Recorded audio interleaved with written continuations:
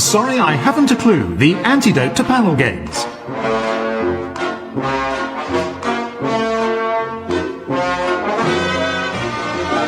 At the piano is Colin Sell, and your chairman is Jack Dee.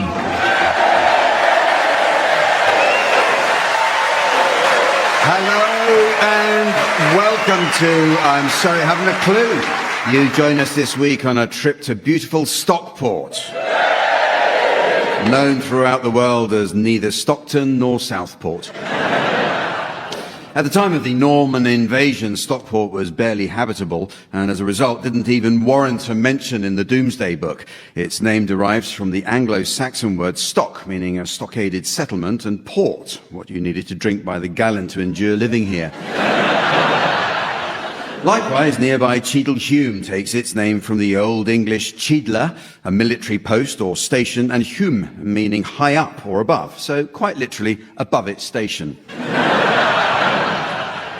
Carved into the natural sandstone running beneath the town centre, Stockport's air raid shelters offer visitors an unparalleled insight into life in wartime Britain in the 1940s. Tourists wanting to sample life in 1950s Britain are advised to visit nearby Stalybridge.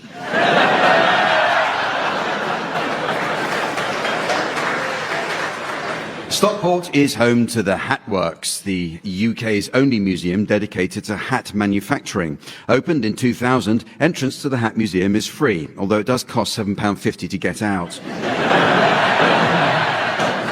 Hatting was a dangerous profession due to the large quantities of mercury used in the felting process, which caused mental instability and hallucinations in many of the workers. And it's from this that we get the expression mad as a hatter. Of course, these days a mad hatter is simply a local who's put money on Stockport County getting into the third tier of English football.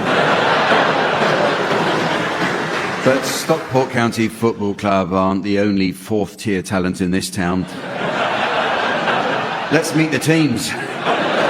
On my left, please welcome Andy Hamilton and Milton Jones. And on my right, John Coulter and Dan Ravens. And taking her place at the desk next to me to enjoy an evening of scoring, please welcome the ever delightful Samantha.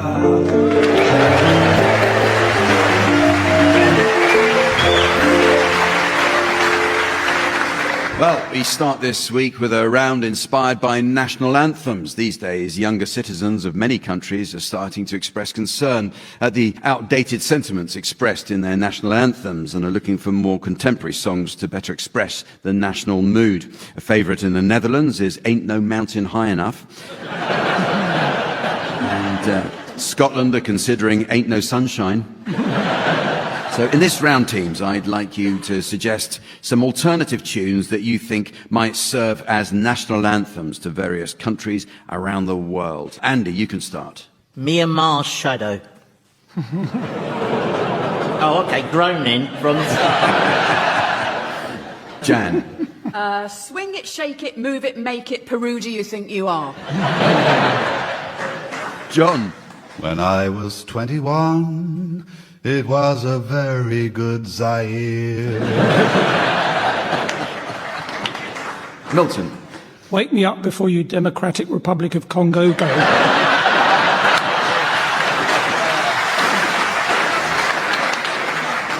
Guinea, Guinea, Guinea, a man after midnight. You make me feel like a natural Yemen. Will you still need me? Will you still feed me when I'm Singapore? I see a little silhouette of a man, Belarus, Belarus.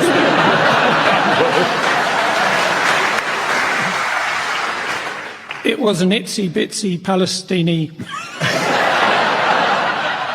Finish it yourselves. I've got the Lulu 60s classic. Wales.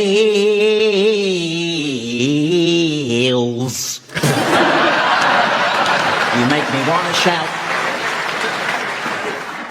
Oh, Sudan, oh, Sudan, Sudan next to me. Don't cry for me, Chad.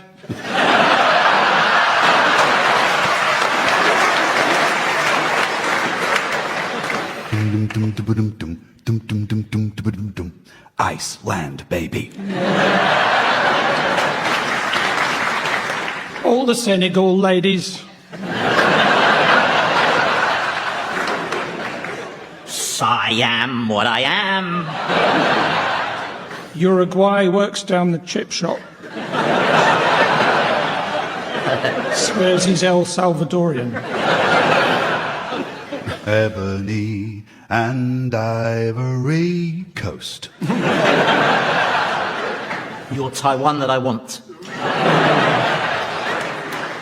I did it Norway. Chim chimney, chim chimney, chim chim Peru. Okay, well, it's now the time when I ask our teams to play the round called One Song to the Tune of Another. Well, to understand precisely how this works, it may help to think of a song in terms of a criminal trial. The court represents the tune, while the people involved in any given trial represent the lyrics. Just as one trial substitutes another in the same court, so one set of lyrics can be substituted for different lyrics in the same song. Of course, when a trial collapses, the accused is often delighted to have their hearing brought to an immediate end, something we can all relate to as I introduce at the piano Colin Sell.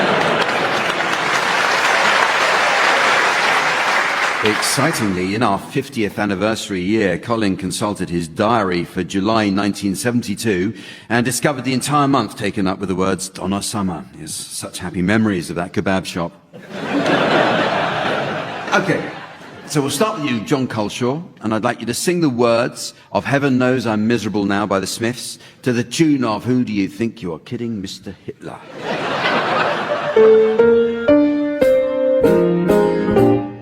I was happy in the haze of a drunkard hour, but heaven knows I'm miserable now. I was looking for a job and then I found a job, and heaven knows I am miserable now. In my life, why do I give valuable time to people who don't care if I live or die? Two lovers entwined pass me by, and heaven knows I am miserable now. Oh, in my life, why do I give valuable time to people I'd much rather kick in the eye?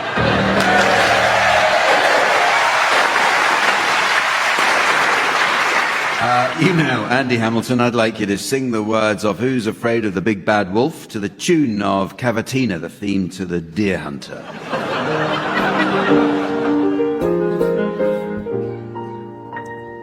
Who's afraid of the big bad wolf? Big bad wolf, big bad wolf. Who's afraid of the big bad wolf? Fa la la la. Long ago there were three little pigs, little handsome piggy weeks.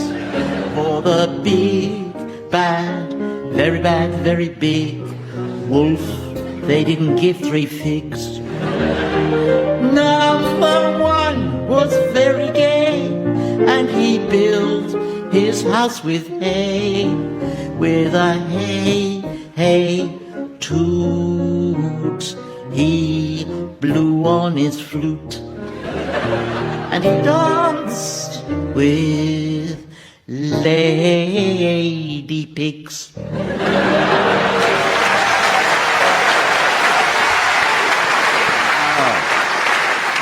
Your turn now, Milton Jones. I'd like you to sing the words of I Predict a Riot by the Kaiser Chiefs to the tune of I Want to Be Like You from the Jungle Book. Watching the people get leery, it's not very pretty, I tell thee. Walking through the town is quite scary, and it's not very sensible either. A friend of a friend, he got beaten. He looked the wrong way at a policeman. Would never have happened to Smeaton, an old Leodensian. I predict a riot. Oopie-doo. I predict a riot. Oopie-doobie. I predict a riot. Predict a riot. To get my taxi, the man in the tracksuit attacks me. He said that he saw it before me.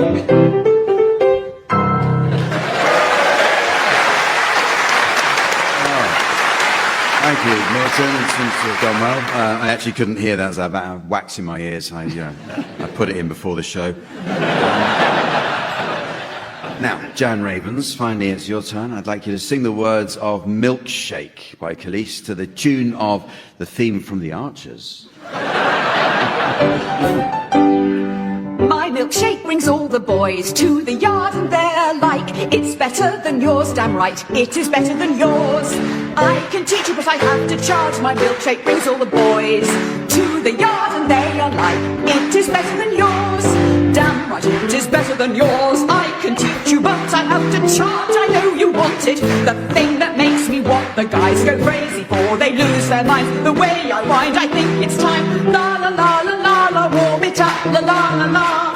My milkshake brings all the boys to the yard and they're like, it's better than yours, damn right, it is better than yours.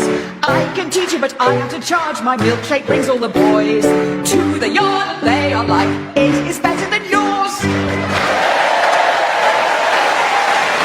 Jan, very good. And well done not being distracted by the sound of the audience hammering on the emergency doors. Well, the next round, word for word, is all about words. The collective noun for a group of owls is a parliament, presumably because when they're shown a photo of the current cabinet, they go, hoo, hoo, hoo. And to wits.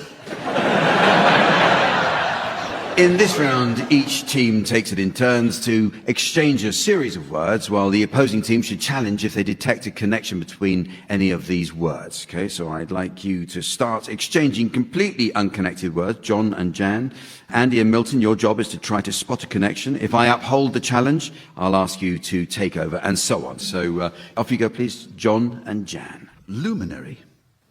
Nostril. Paint. Lorgnette. Well, Andy has What's come in. lorgnette? Sorry, I didn't know what lorgnette was. A lorgnette is one of those things where you sort of have your glasses on a stick and you look through them like that. Ah, okay. I thought it was a small patch of grass. That's another round. Okay, lorgnette, right. So did you get a connection between lorgnette? No, that was just, I just said what everyone in the room was thinking. Look, it's not bloody QI, you know. John and Jan, back to you. Where were we? Were we at lorgnette? Shall I say lorgnette again? Okay. Lorgnette. Steam. Well, Milton's come straight in with... What's steam?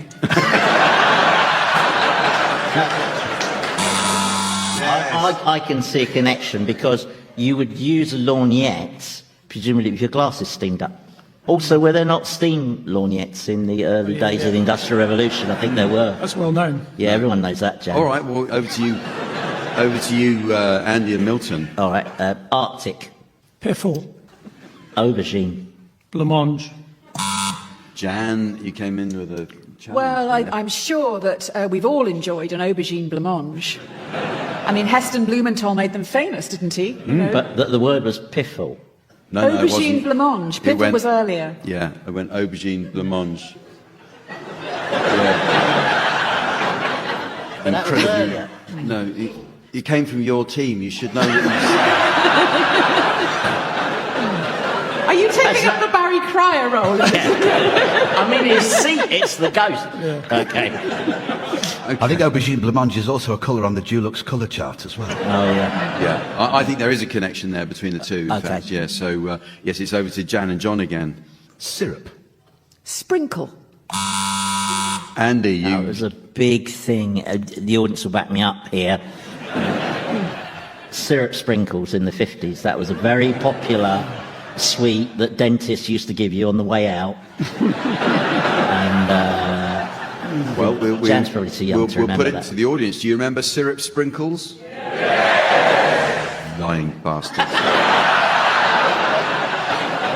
Never mind. Okay, I'll give it to you. I will give it to you because I'm a generous host. Back to you, Andy and Milton. Tryst. Asthma. Cauliflower. Soil. Oh, John came in with a cauliflower soil connection straight away. I suppose they grow in them, don't they? Of course they do. What are you thinking of? Not that kind of soil.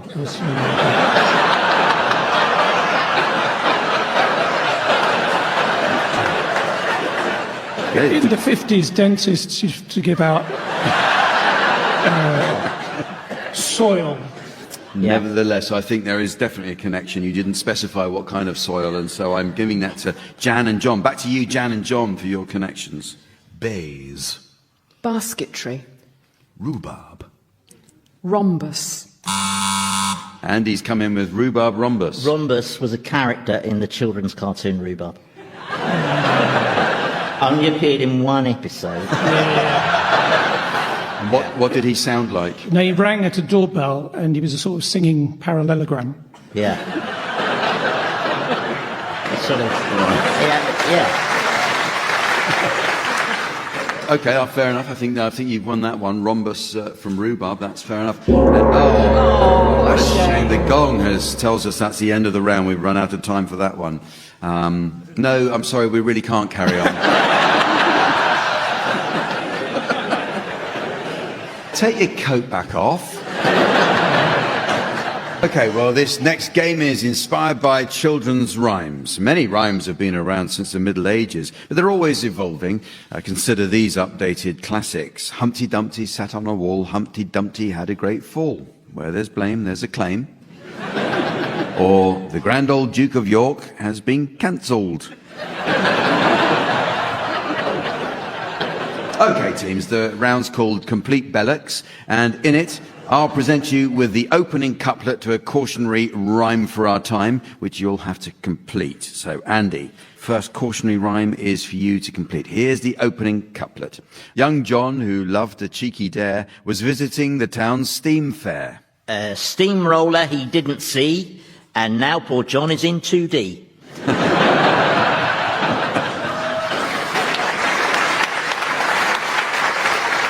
How about this one, Jan? Can you finish this? On lengthy journeys, tiresome Claire would oft repeat, are we nearly there?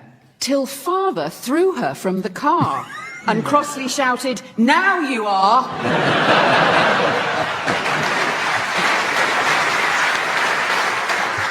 And one for you to finish, Milton. Kicking cats, said young Kurt Zuma, shows I have a sense of humour. But kicking dogs will be more rare, he whispered from intensive care.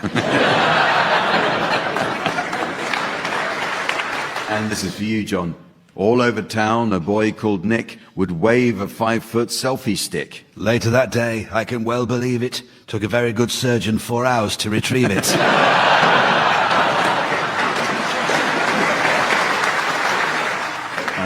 Another one for you, Andy. Despite the warnings, naughty Maya climbed inside the tumble dryer. Fred's in the washer, set to rinse. They've been going round together ever since. One for you, Jan.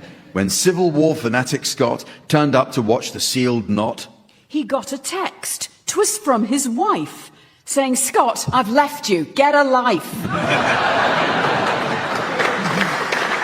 How about this one, Milton?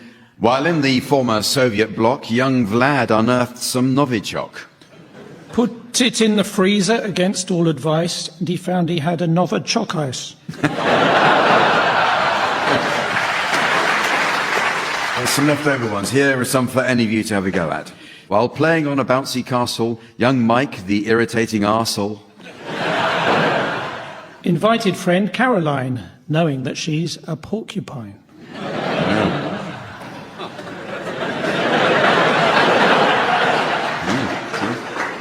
Here's another one. One rather boring ferry ride, young Keith leaned too far off the side. No one was there to watch him go, as they're so short-staffed on P&O. How about this one? A disobedient boy called Milo sailed out to sea upon a lilo. Then on a yacht came Caroline. Yep, she's back, the porcupine. All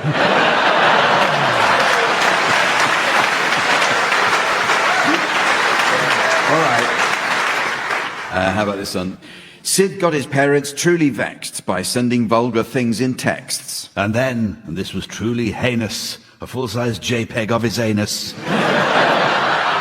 His mother, she was sore aggrieved. His father, oddly, seemed intrigued.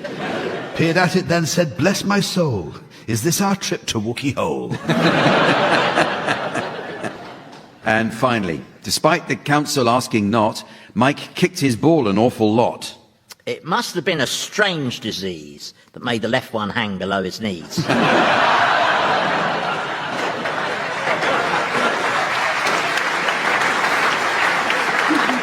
Well, this next game is called Censored Song, and it involves the team censoring various well-known but surprisingly inappropriate songs with the aid of a buzzer. Piano accompaniment will be provided by Colin Sell.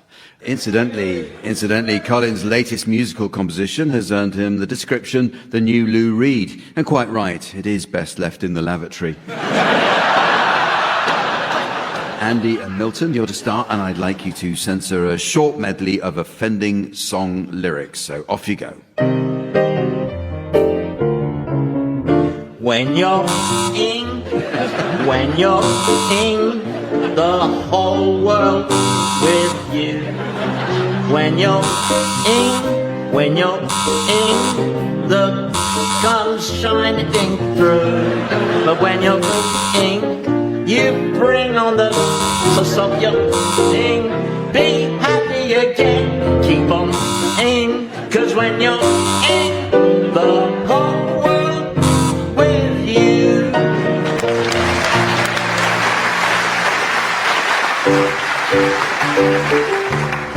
Brown in the ring, tra-la-la-la-la. There's a brown in the ring, tra-la-la-la-la-la.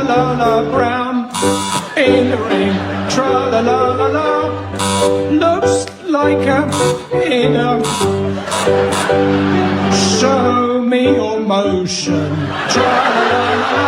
Come on, show me your motion, tra-la-la-la-la. Show me your motion, tra-la-la-la-la. Looks like a inner.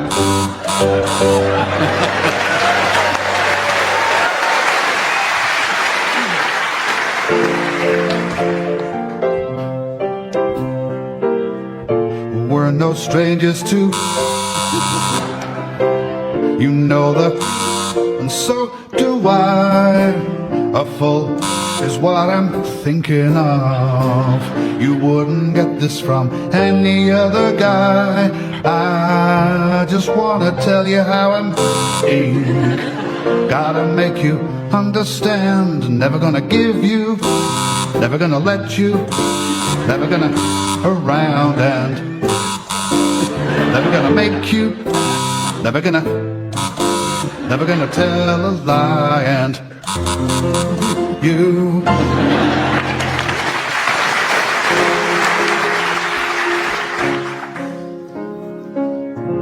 I heard he had a good. I heard he had a. And so I came to see him, and for a while. And there he was, this young boy, a stranger to mine, strumming mine with his fingers, in mine with his, in me softly with his, in me softly with his, my heart with his, in me softly with his.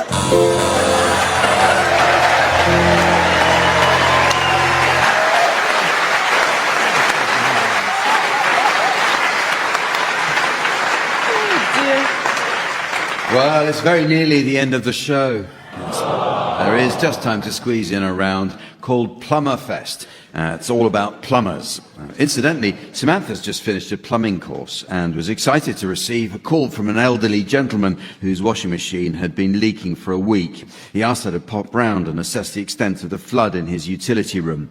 She says when she noticed it was as high as 6 inches, she carefully pulled out his old hot point, then went to the van for a pump.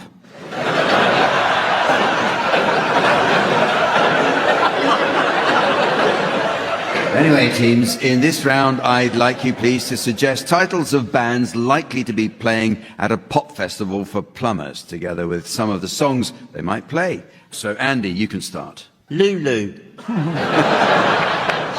John? Dunny Osmond. Jan?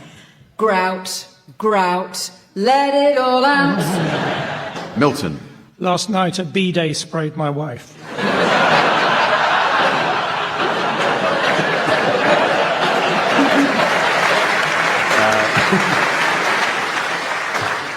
Dino Rod Stewart. Come back and finish what you started.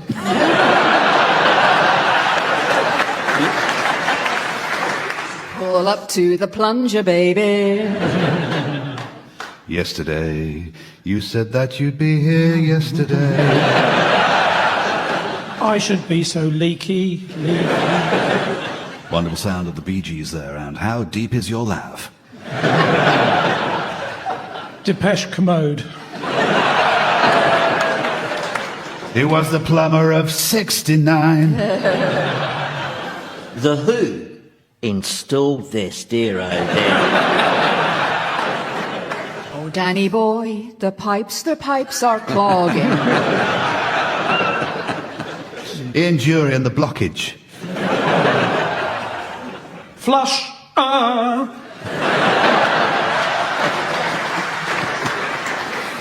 And so, ladies and gentlemen, as the overcrowded elevator of time gets stuck on the forsaken fourth floor of fate, while the loose-boweled baby of belligerence slowly fills the putrid pull-up pants of posterity, I notice it's the end of the show. So, from the teams, Samantha and myself, and our audience here in Stockport, it's goodbye. Goodbye!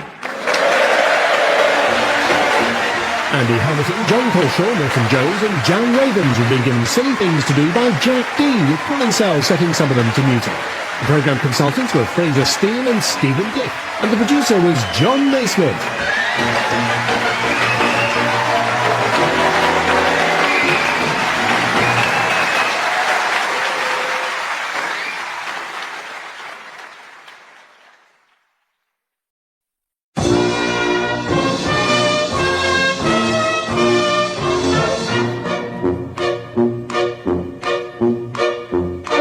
We present I'm Sorry I Haven't a Clue, the antidote to panel games.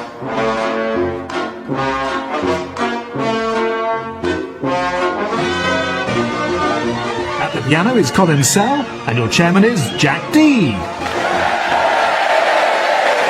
Hello and welcome to I'm Sorry I Haven't a Clue.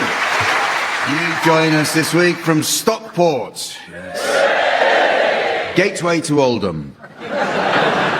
Stockport is home to Strawberry Studios, where internationally recognised artists, including Paul McCartney, the Stone Roses and Joy Division, have recorded their music. It was here that McCartney recorded Ebony and Ivory. The Stone Roses laid down She Bangs the Drums, and Joy Division recorded their 1992 Christmas single, Santa's Dead, Kids.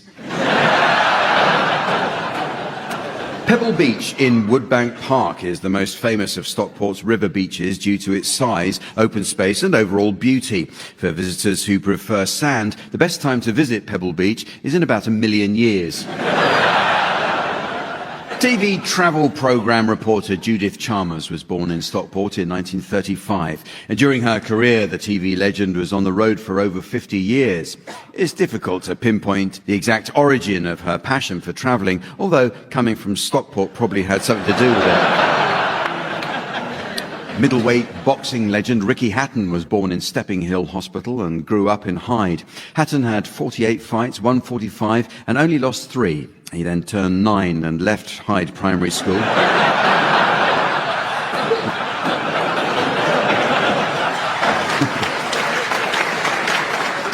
Antiques expert David Dickinson was born in Stockport in 1941. The perma-tanned wheeler dealer first hit our screens as the host of the daytime TV staple Bargain Hunt. It was through his efforts as a presenter that Dickinson helped promote car boot sales, while at the same time popularising the use of Bargain Hunt as rhyming slang. Let's meet the teams. On my left, Andy Hamilton and Milton Jones. On my right, John Colshaw and Jan Ravens. And taking his place on the scoring desk next to me, please welcome our resident tree trunk in trunks, the immaculate Sven.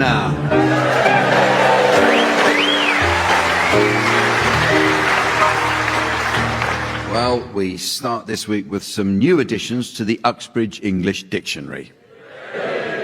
good dictionary is essential for learning the correct use of similar terms. For example, many people don't understand the subtle difference between the words basmati and pilau. Well, basmati is a variety of long, slender-grained aromatic rice, which is traditionally grown in India and Pakistan, whereas pilau is what a Brummie puts his head on in bed.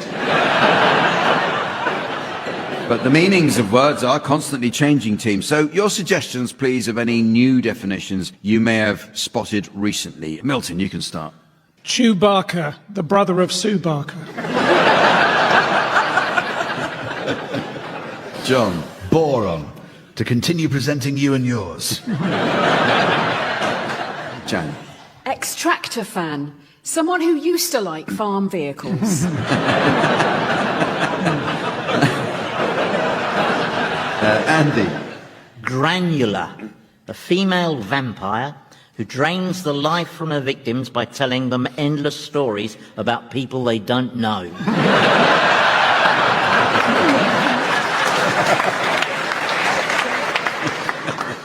Economy. Accusatory cry of a defrauded Italian.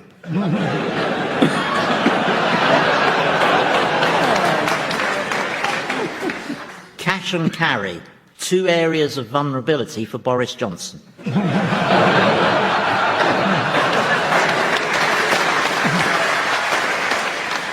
Crossrail, when trains dress up as boats.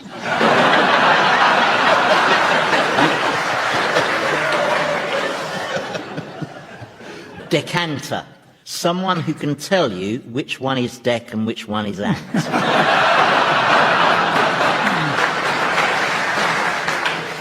Disclaimers, pop group who did not walk 500 miles or any aforementioned distance.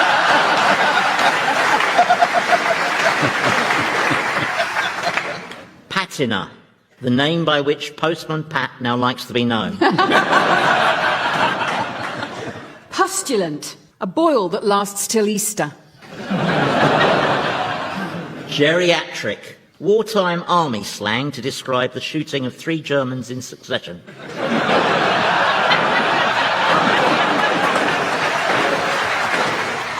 Christaberg, 90% above the surface. Sweepstake, protection money paid by sooty.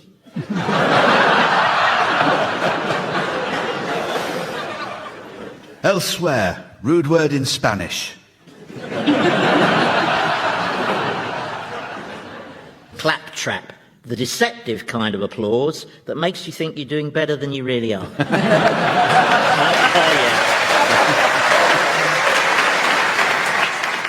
Okay, the teams are going to sing along to some well-known songs in the round called Pick-Up Song.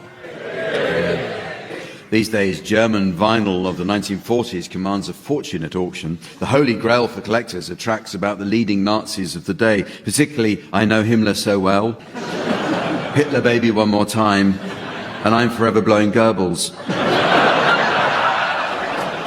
So Sven will spin the discs. Each of you sing along to your records teams until Sven turns the music down. If on its return you're within a gnat's crotchet of the original, I'll be awarding points, and points mean a stultifying display of tedious self-aggrandizement. What do points mean? Prizes! And this week's prize is the perfect support garment for the gentleman who dresses to the right. It's this Liz Truss.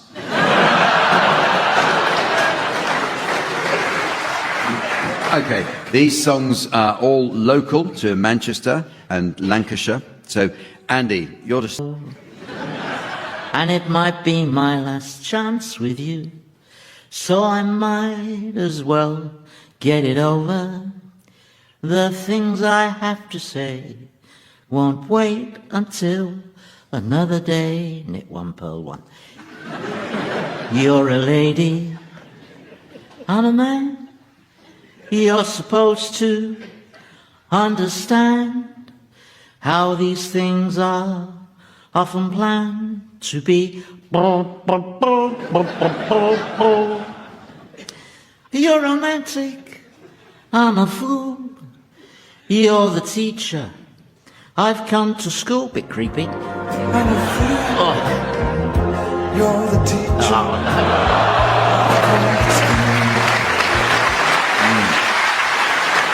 you raced through it, Andy. You raced through it. I sang it at the speed that I think Peter should have taken it.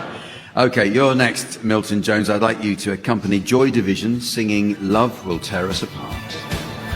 When routine bites hard and ambitions are low and resentment rides high, but emotions won't grow.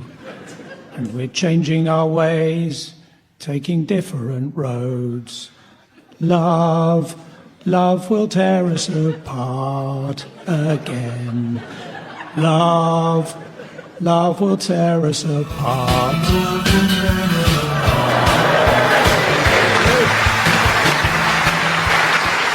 Very good. Okay, Jan Ravens, you're next. Can you accompany Brian and Michael singing Matchstalk Men and Matchstalk Cats and Dogs?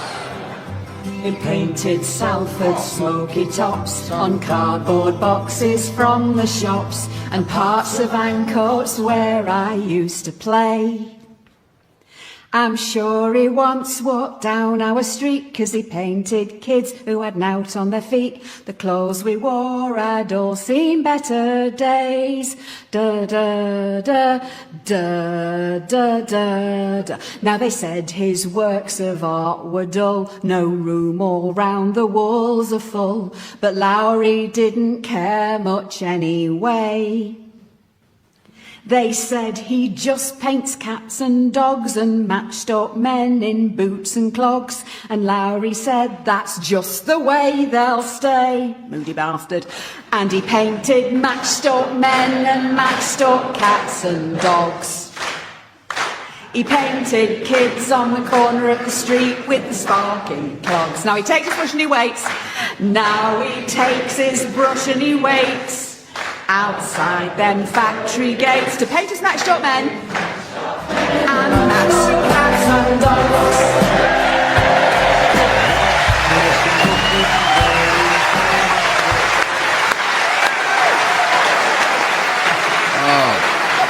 And Jan Raven with Matchstalk Men and Matchstalk Cats and Dogs. Not forgetting, of course, the audience here in Stockport giving us their impression of a nursing home.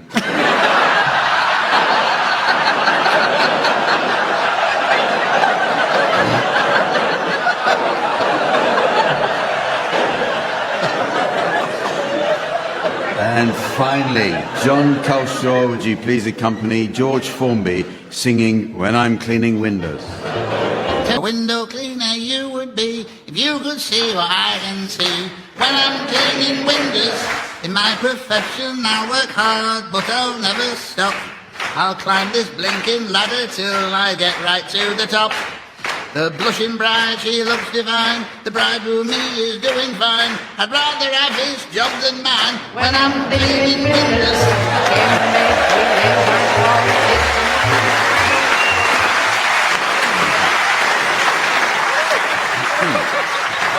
The teams are going to do a spot of acting for us now in the round called Sound Charades.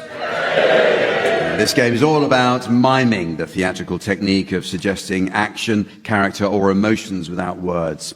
The world of mime is not only notoriously male-dominated, but also reluctant to change, as one prominent female mime recently complained after discovering she could only go so far before hitting a glass ceiling. In our version of the game entitled Sound Charades, team members are permitted the use of their mouths. And Andy and Milton, you're to start, please. And your title will shortly be displayed to the audience via the laser display screen. And for listeners at home, here's the mystery voice. Test Match Special. Test Match Special. So off you go, please, Andy and Milton. Okay, so it's a TV show. 3 words. Just open the box. There we are. Here we go. Yep, that one works. Oh, yeah, and that one works.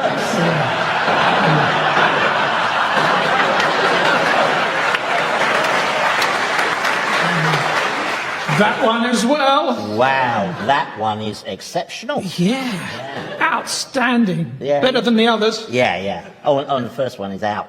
Oh, and the second one too. The stumps are gone. Yeah, it looks as if we'll be keeping the ashes.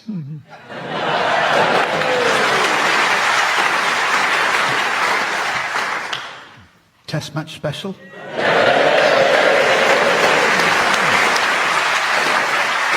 So your turn now, John and Jan, and your title is now being exhibited on the laser display board, and here again is the mystery voice for listeners at home. A streetcar named Desire. A streetcar named Desire. So this is a play and a film, and it's 4 words.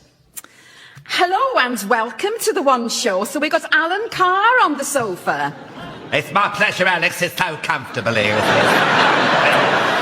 Alan, I believe you've just been to Weymouth for a special event at your old family home. Yes, I've been to officiate at a renaming ceremony for the road where I was brought up. Oh, the avenue. I was there to do the honours and officially change it from an avenue to a street. And can you guess what I called it? No, I can't, Alan. It is now known as Desire.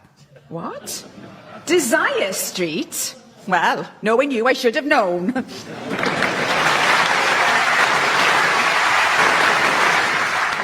Okay, so Alan Carr, there's a car involved. I'm thinking. Yeah. And there's a street involved. So is it that Streetcar. named Desire? That's it. I have another round of that. Here's a title going up for you again on the laser display board. This is for you, Andy and Milton, and here is the mystery voice for listeners at home. E.R. E.R. Okay, so this is a TV series, long running. Do you want to know how many words it is? Yeah, I think it'd be best not to get bogged down on that. Do you? Yeah.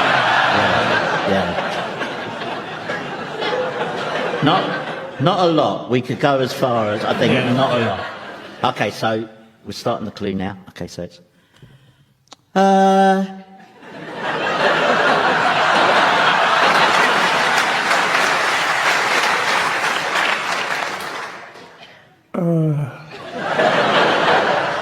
That's it. Yeah.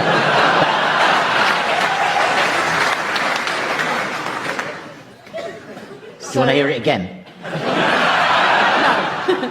Is it about thinking? Is it...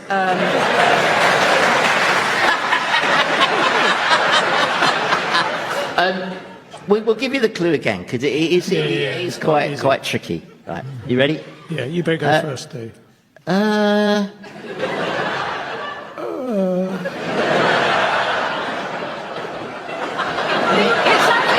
sounds like it should be a programme like Thinking Aloud, or... Do we literally have to spell it out for you?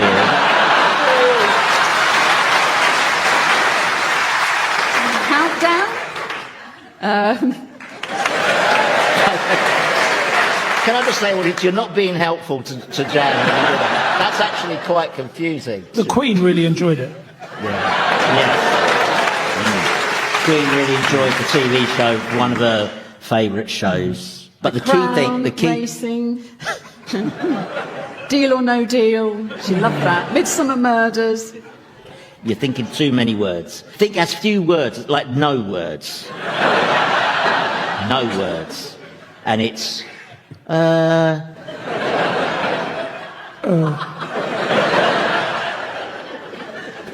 I'm lost. Well, the audience are now laughing at you, not with you. It's not nice to see. I think we better tell them. Yeah, actually. it's E.R. Oh, you... It's been on for about 20 years. Well, it's now time to play the game called Mornington Crescent. First, I notice our postman struggling under the burden of a letter. It comes from a Mrs. Trellis of North Wales. She writes, "Dear Mr. Schofield and Miss Willoughby, I'd like to complain about a recently purchased game of this morning's Scrabble. On examining the tiles, I discovered there was no cues. Yours sincerely, Mrs. Trellis." Well, on with the game, teams, and this week we'll be playing the variation which incorporates the old family favourite snakes and ladders. Certain destinations are assigned a snake or a ladder, and any player landing on them will proceed at once back or forward to a designated destination. I should remind players that Stovall's looping protocol will be in force. Oh, that's the worst. The looping protocol. Right, I'll go... East Putney. East Putney. Bromley by Bow. Ongar. Fairlop. Bad luck. Oh, God, I've gone right down to Aldgate. Yep, you have gone down to Aldgate. You can't go again, unfortunately. You've got to wait now. So it's back to the beginning. God, this will bring the fans back. Hainault. Yeah. So it's nice to have a crowd in who understand the game. Yeah. Isn't it? Finally. Aficionados. Hatch End. There's a ladder. Well done, John. Where have you ended up? Salford Crescent. You have, yeah. Euston. Houston? There's only a short snake there. Where have you ended up? Euston Square.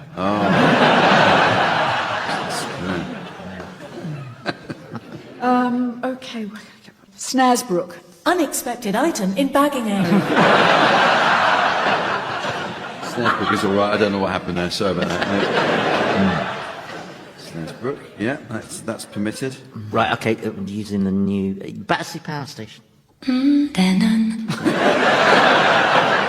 Yes, that was a little bit of a ladder there. It was more like a little step, really. Vauxhall. Vauxhall, you ended Vauxhall, up. yeah. Oh, good, well done, yeah. Burnham. That is a disgrace.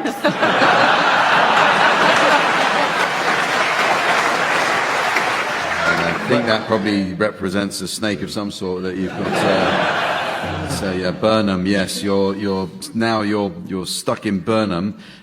We need to observe Stovall's looping protocol, of course. So that makes things a little bit more complicated.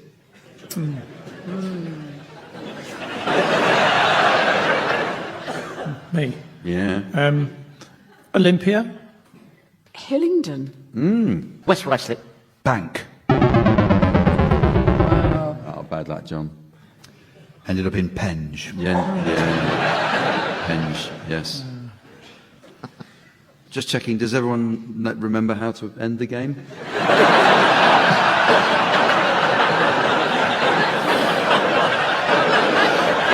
Well, it's Okay. not quite ready for that yet. There's okay. a bit more ground to go, I think. It is, yeah. Debden. Debton. Debden. Right. Oh, there you go. Look, I'm all the way up to Bond Street now. Mornington Crescent. Very good. You did. Sometimes the way it goes. Well That's the done. mark of a great player, Jan. It Yeah. just comes out of That nowhere. is You something, do isn't the it? unexpected. Totally. You know, it's Yeah. not like anyone Yeah. suggested it. This round is all about reviews. Many performers adhere to the adage, when it comes to reviews, only tell me the good ones. Well, before the show, Andy's agent handed me the latest review of his work, and I can tell you, Andy, it's 5 stars. Yes, a big thank you to the comedy critic at ISIHAC.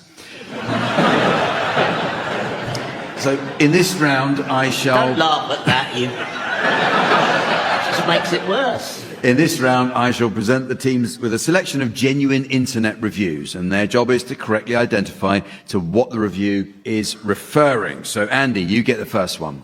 What is this review referring to? I love these. They remind me of my childhood in Manchester. Rickets.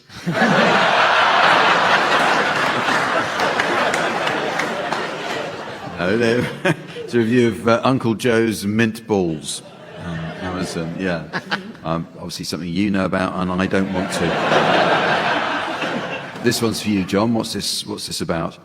The queue at one bar was so long, I was told I wouldn't get serviced. Spearmint Rhino. It was the Stockport Plaza in Triple.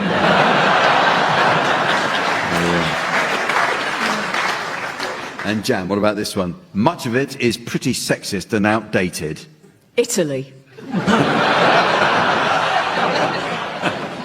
It's the complete illustrated Kama Sutra.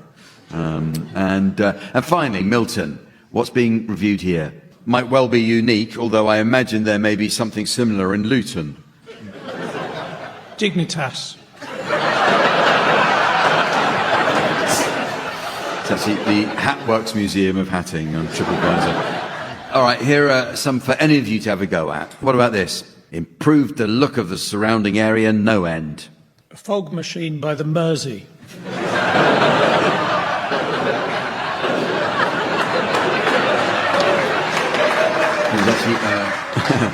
It was a review of Vajazzle stencil kit on Amazon.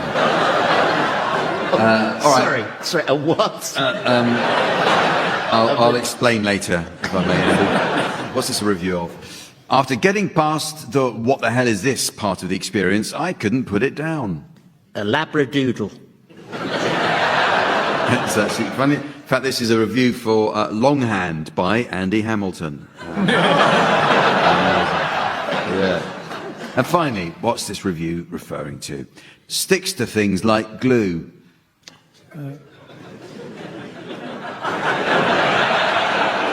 Is it Extinction Rebellion?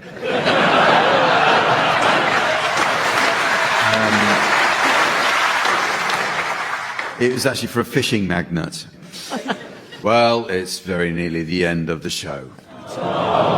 There is just time to fit in a quick round called In My Pants, and the object of the game is to make me laugh. Okay, teams, your task is to suggest song titles, while mine is simply to say the phrase In My Pants immediately after each title, but without raising a smile. That shouldn't be too challenging. So, Jan, you can start. Mama told me not to come. In My Pants. John. Robert De Niro's Waiting. In My Pants. Andy. I who have nothing. In My Pants. Milton. What's Another Year? In My Pants. Come on, feel the noise. In My Pants. Nothing compares to you. In My Pants. I've grown accustomed to your face. In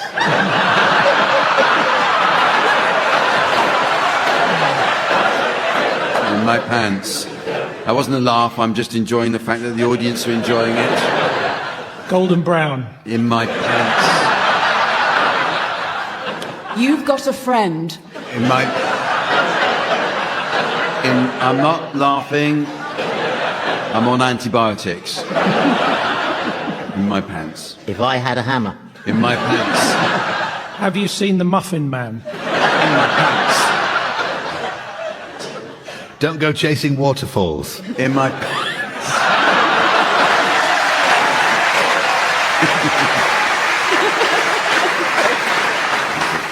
Stupid bloody game that is. And so, ladies and gentlemen, as the temperamental TV remote of time expires before the loose women of lethargy and the AA Duracells of destiny are purchased from the poundland of posterity, I notice it's the end of the show. So, from the team, Sven and myself and our audience here in Stockport, it's goodbye. Goodbye. Andy Hamilton, John Colshaw, Milton Jones and Jan Ravens have been given silly things to do by Jack Dee, with Colin Sell setting some of them to muting. The programme consultants were Fraser Steele and Stephen Dick, and the producer was John Naismith.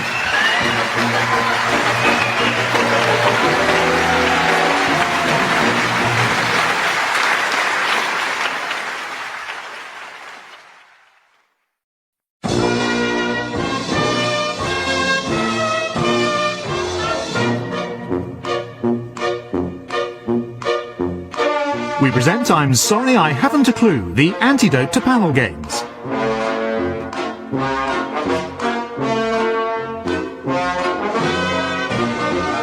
At the piano is Colin Sell, and your chairman is Jack Dee. Hello and welcome to I'm Sorry I Haven't a Clue. You join us this week on a visit to Croydon, a town renowned for its friendly approach to visitors. Croydonians can often be heard saying welcome to Croydon before adding, no, literally, you're welcome to Croydon. With a population of over 380,000, Croydon has applied to be a city 4 times and is always a popular entrant, especially amongst other towns, as with Croydon in the running, their chances increase immeasurably. It's Neville Chamberlain who's widely credited with the substantial redevelopment of Croydon town centre in the 1950s, when, in the late 1930s, he failed to prevent World War II.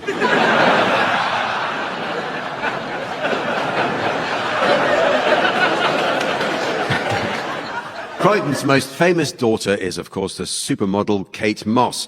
Perennially popular, Moss is currently the creative director of Coca-Cola. Only after she signed up to be the global creative ambassador for Coke did she discover her job actually revolved around a soft drink. Kate Moss championed the look called the Croydon facelift. The style involves scraping the hair back so tightly to form a ponytail that it stretches the wearer's face. Likewise, a Honda Civic with tinted windows and a spoiler on the back is known as a Croydon penis extension.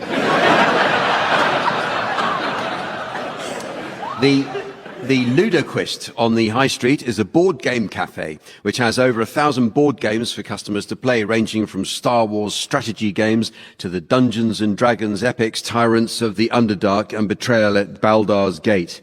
The cafe serves a wide range of drinks and snacks and also hosts singles evenings, 7 nights a week.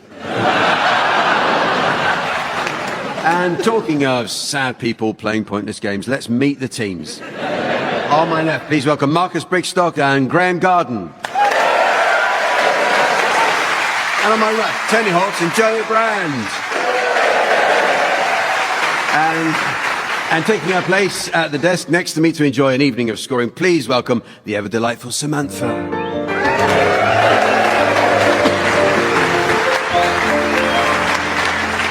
Well, we start this week with a round that's all about people with famous names. Every performer wants to see their name up in lights, but it's sobering to think that the addition of just one extra word would have left their reputations in tatters. In this round, teams, I'd like you please to add an extra name or word to that of a famous person, alive or dead, to make them sound rather less impressive. Graham, Common or Garden, you can start. Vincent Camper van Gogh. Marcus. Shania Choo-Choo Twain. Joe Own Brand. Lloyd George at Asda. Tony. Adele Laptop. Liz Surgical Truss. Jane Austen Allegro. Ranulph Parking Fines. Quasimodo Kwarteng. Stevie Wonderbra. Colonel Gaddafi Duck. Sitting Bullshit. Lorraine Machine Gun Kelly. Madonna Kebab. Alexander Graham Bellend. Katie recommended retail price. Gandhi Pandy. Prince Andrew.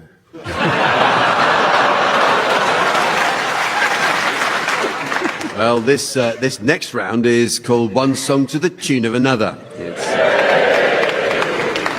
It's a game so simple in construction that explaining it would be an insult to intelligent people. So, teams, let me explain. A song is very similar to a one-bedroom flat for rent in Croydon. The flat represents the tune, whereas the tenant represents the lyrics. Any number of tenants or lyrics can pass through the flat or tune over the course of a year. However, when the estate agent turns up to show the property or tune to a new tenant or lyrics, he usually arrives late, looks like he slept in his car, and although he's got the choice of 12 possible keys, can never find the right one. At the piano, Colin Sell.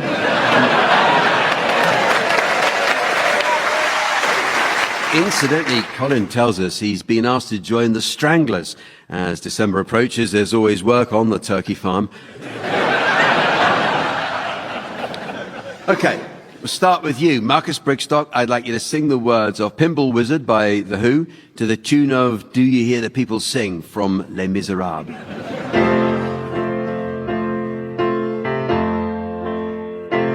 Ever since I was a young boy, I have played the silver ball. From Soho down to Brighton, I must have played 'em all. But I ain't seen nothing like him, has got such a supple wrist. How do you think he does it? I don't know.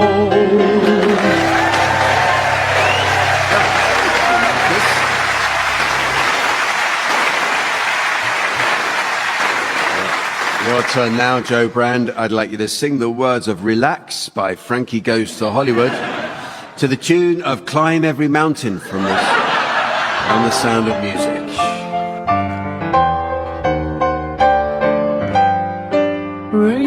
Relax, don't do it when you want to go to it. Relax, don't do it when you want to come. Relax, don't do it. Going down an octave when you want to suck it, chew it. Relax, don't do it when you want to come. But shoot it in the right direction. Making it, oh bollocks, your intention. Live those dreams, scheme those schemes. Got to hit me, hit me with those laser beams.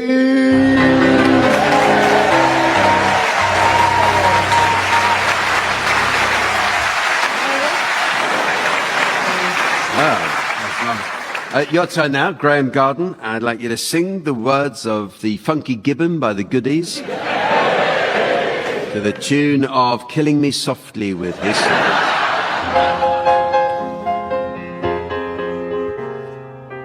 With the Goodies, how do you do? We've just been down to the zoo. We saw a monkey in a cage doing a dance that could be the rage. It's not hard, so let's all do the funky gibbon. Ooh, ooh, ooh. Do the funky gibbon. We are here to show you how. Ooh, ooh, ooh, ooh, ooh, ooh, ooh. The funky gibbon is just like you, so come on and do the funky gibbon now. Ooh, ooh, ooh.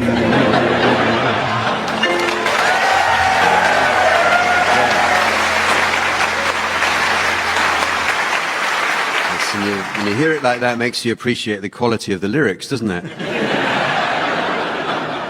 And finally, Tony Hawks, I'd like you to sing the words of Hanky Panky by Madonna to the tune of Harry Nilsson's Without You.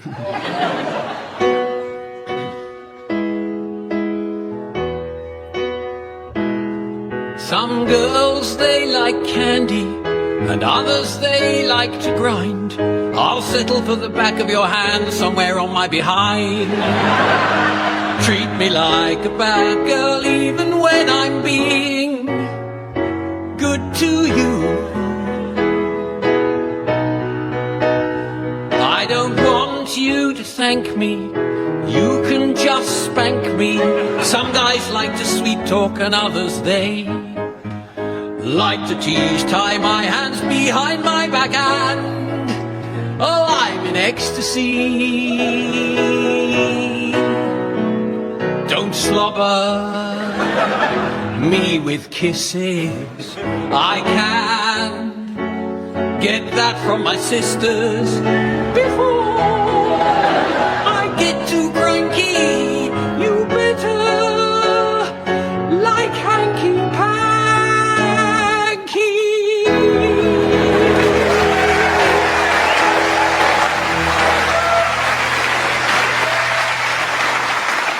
The next round, word for word, is all about words.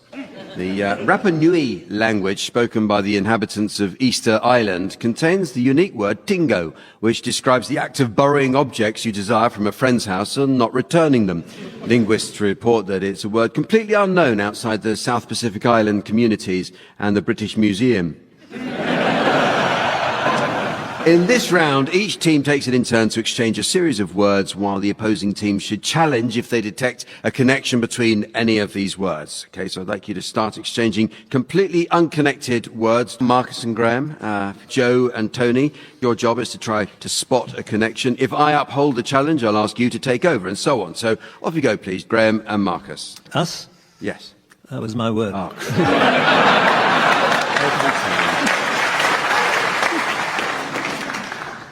Horseshoe. Article? Flakes. Dandruff. Delve. Well, there's got to be a connection between flakes and dandruff, doesn't there? It is, absolutely. We didn't know how else to tell you, Tony, to be honest. Everyone here is sort of an intervention, to be honest. Didn't you wonder why I got the vacuum on you before? There is a connection, flakes and dandruff, you're right. So over to you, Tony and Joe. Bacon. Cleaner. Epidemiology. Draft. Toddy. Graham. Oh, nothing like a draft toddy. Yeah, is that a toddy that's just, on a tap? Yeah, a toddy on tap, yeah. Toddy on tap, no. Toddy on tap. It's a little village.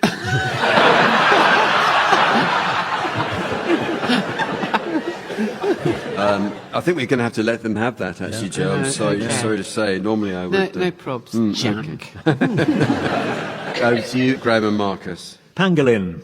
Swivel. Gusset. Mulch. Tony, was that? Yeah, well, clearly mulch builds up in the gusset. Yeah, Tony, we didn't really know how else to tell you. This is a sort of intervention in a way. You didn't use the vacuum cleaner on that, did you? Not as brave as others might be. It's over to you, Tony and Joe. Crowbar. Oh, the gong has gone, and that means it's the end of the game. If only we'd had more time. Well, this next round is all about business and selling. It was statesman Theodore Roosevelt who said, "Believe you can and you're halfway there." An inspirational leader, but bloody awful in bed.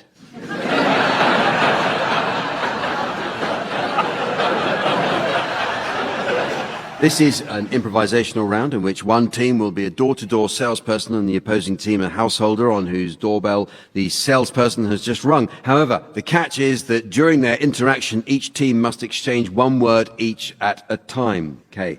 Graham and Marcus, I'd like you to be the salesman in this round, while Joe and Tony will be the owners of the house on whose doorbell salesman Graham and Marcus are about to ring. So off you go, please. Hello. How The hell did you get here? I Want you to look at this. I'd Better put my glasses on. Don't you worry about the noise? it's Quite. quiet Although when you get frisky, with it does tend to hum. what The hell is it. This Is the deluxe family sized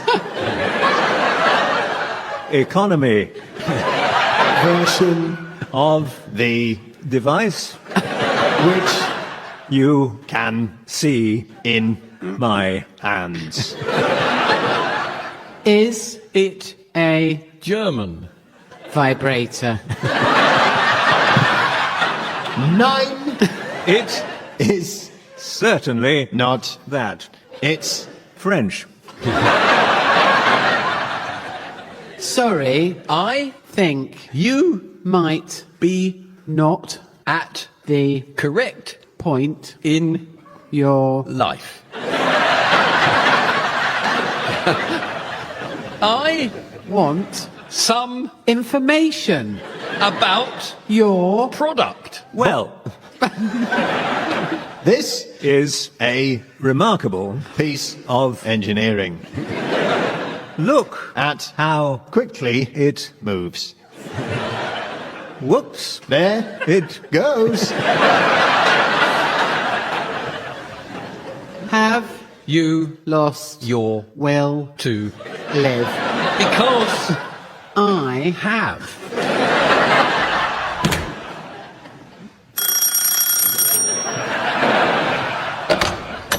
What do you want now? You didn't let me explain what this is. Yes, I did. Well, That's it. let's Go next. door.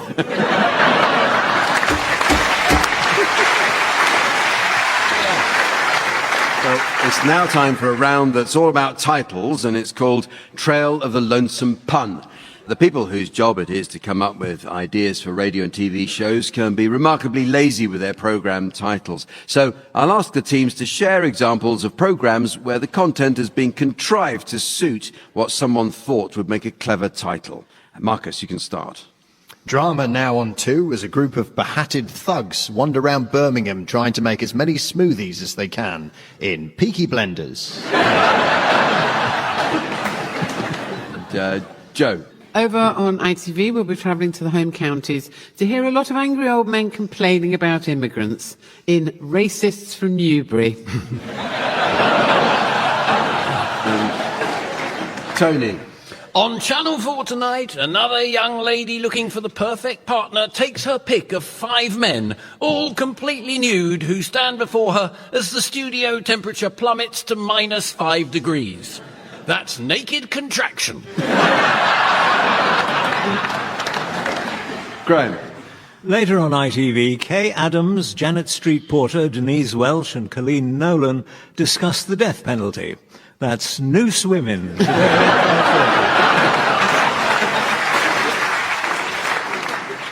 In a candid and deeply moving documentary, celebrity chef Gordon Ramsay reveals how for many years he struggled with genital lice. That's Ramsay's Itch and Nightmares.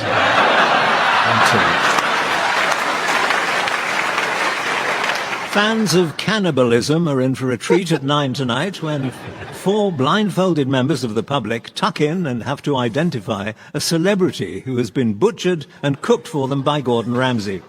Don't miss Who Do You Think You Ate?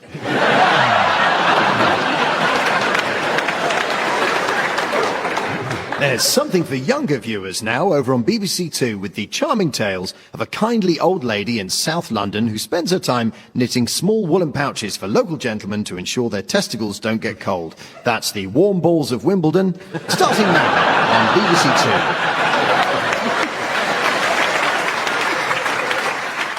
At 11 o'clock on Radio 4, our regular look at the state of the government. That's the Very Week in Westminster.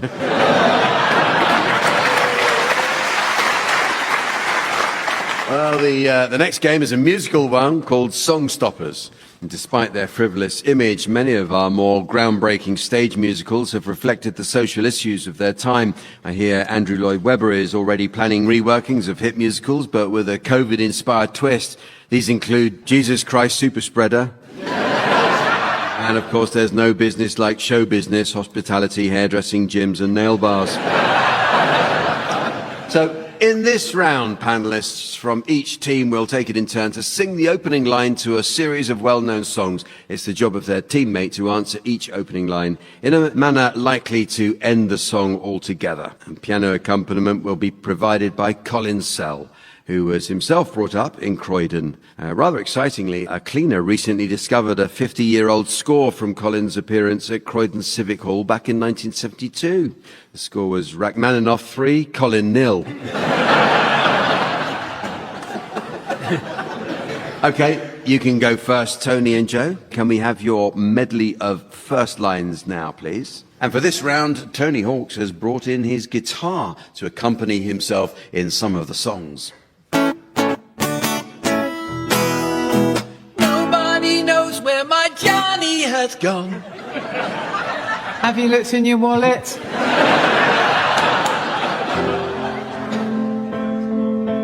yesterday. All my troubles seem so far away. And now you're here in Croydon.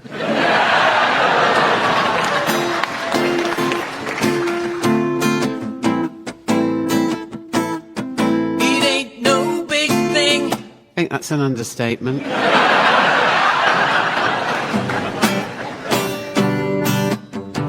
I met a tinsel ballroom queen in Memphis. She tried to take me upstairs for a ride. Maybe don't include that in the eulogy.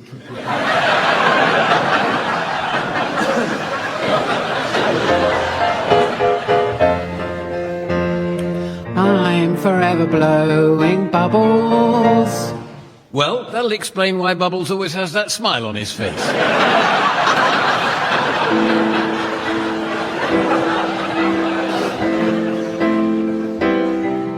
I've been alone with you inside my mind, and in my dreams I've kissed your lips 1,000 times. I sometimes see you pass outside my door. Hello? Hello? Is that the police?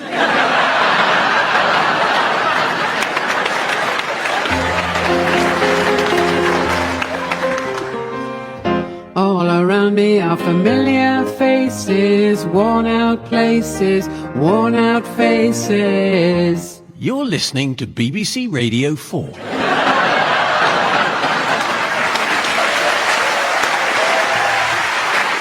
Okay. Your turn now, Graham and Marcus. Can we have your first line medleys now, please?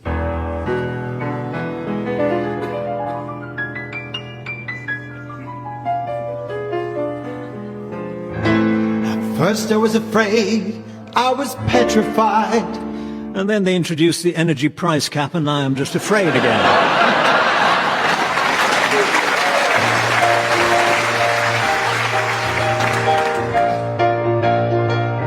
I closed my eyes, drew back the curtain to see for certain. With your eyes closed.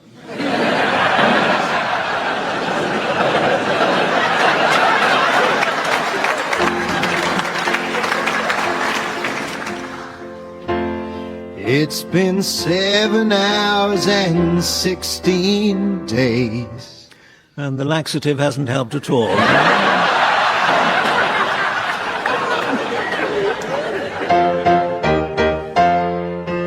People try to put us down. Well, you did bite the postman, so...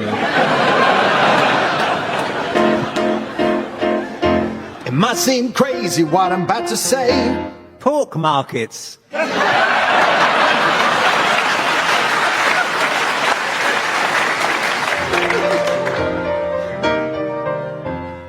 When the moon hits your eye like a big pizza pie. That's unlikely.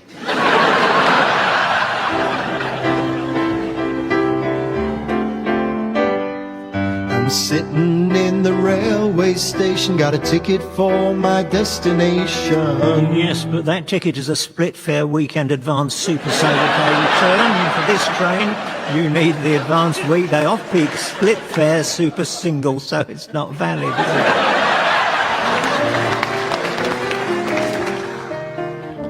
I have often walked down the street before, but the pavement always stayed beneath my feet before. Been having a little drink, have we, sir?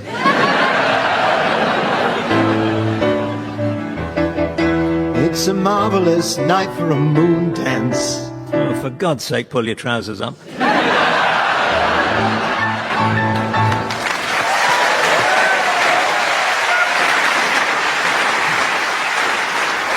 And so, ladies and gentlemen, as the fuel bill of fate lands on the doormat of destiny before the parky pensioner of paranoia disconnects the smart meter of malevolence, I notice it's the end of the show. So from the teams, Samantha and myself, and our audience here in Croydon, it's goodbye. Goodbye. Tony Hawk's, Joe Brand, Marcus Brigstock and Graham Garden have been given silly things to do by Jack Dee, with Colin Sale setting some of them to music. The programme consultants were Fraser Steele and Stephen Dick, and the producer was John Naismith.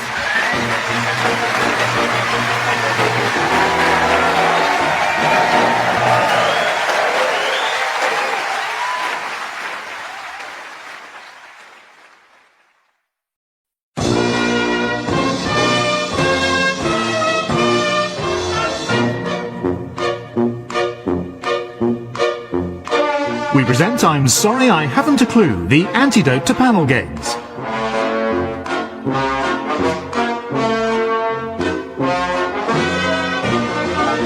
At the piano is Colin Sell, and your chairman is Jack Dee.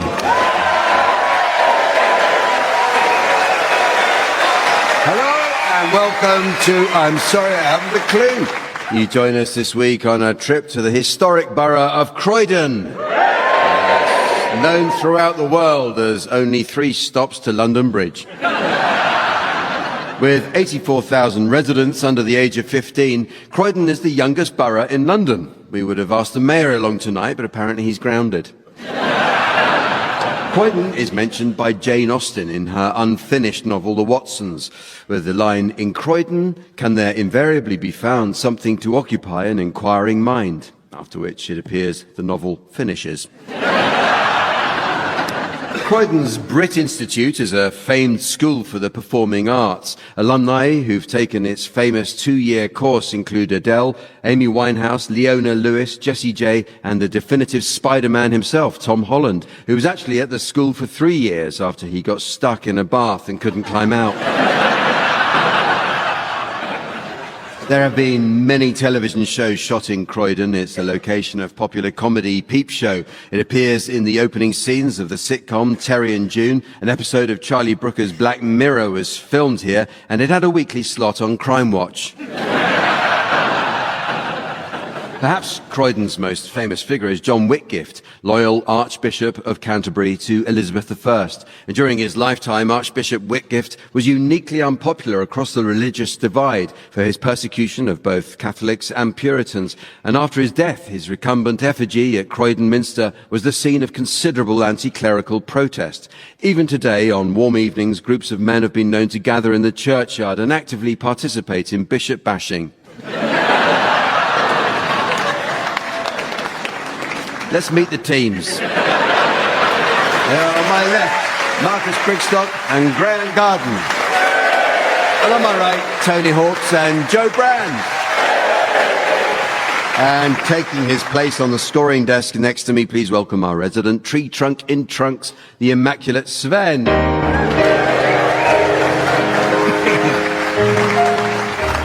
Well, we start this week with some new additions to the Uxbridge English Dictionary.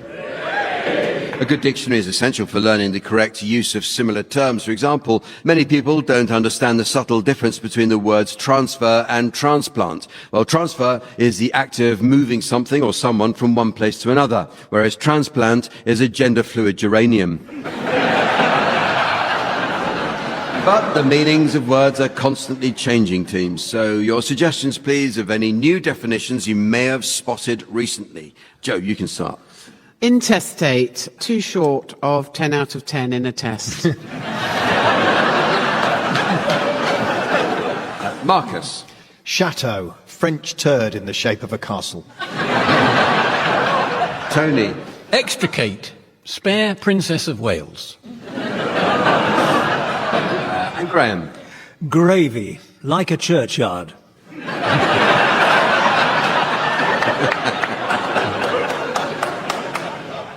Baltimore, second helping of curry. Tombola, a hat made out of a cat. Inconceivable, on the pill. Manicure, a little doctor. Legroom, the person who marries la bride.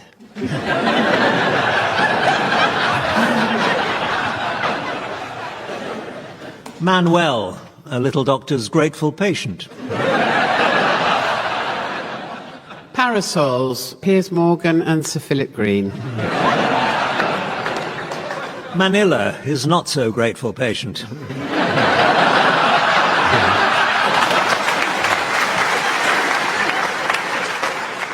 Felony. What happened to me the last time I did yoga? Loki, the Norse god of understatement. Canal. What people muttered under their breath when they heard that Liz Truss had become Prime Minister.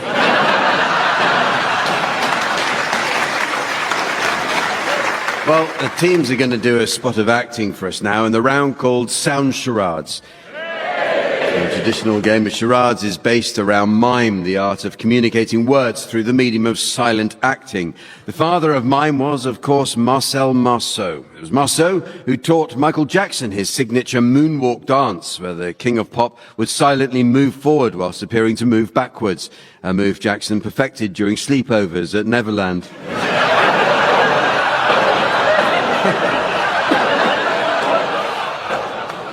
Allegedly. In our version of the game, entitled Sound Charades, team members are permitted the use of their mouths. So, Graham and Marcus, you're to start, please, and your title will shortly be displayed to the audience via the laser display screen. And for listeners at home, here's the mystery voice. The Prestige. The Prestige. Off you go, please, Graham and Marcus. It's a film. Yes, a film with two words. Ah, good morning. Good morning, sir. I've come to collect my dry cleaning. I have it here ready for you, sir. One smoking jacket, one paisley blouson, a pair of formal trousers. Yes, I see you got the dirt out of them. Yeah, the copy of 50 Shades of Grey in the hip pocket. Yes, of course. And here is the book, sir. You'll notice for no extra charge we've unstuck those pages for you. Very, very thoughtful, thank you. Is that the lot? Yes, sir, apart from your age. Oh, yes. Yes, I very nearly forgot the age. Yes, it's a real vintage piece, sir. All clean, brushed, and most important, we've ironed it for you. Really? Yes, I didn't think you could iron an age. No, sir, in this business we say an age isn't an age unless it's been ironed. Would sir like to pop it on? Do you know, I think I will. Would you like me to turn my back, sir? That won't be necessary. I'm not in that sort of mood. No, no. There, now, how does it look? Dashing, sir. You certainly suit an age. Well, especially one that's been ironed as well as this has. You're too kind, sir, too kind.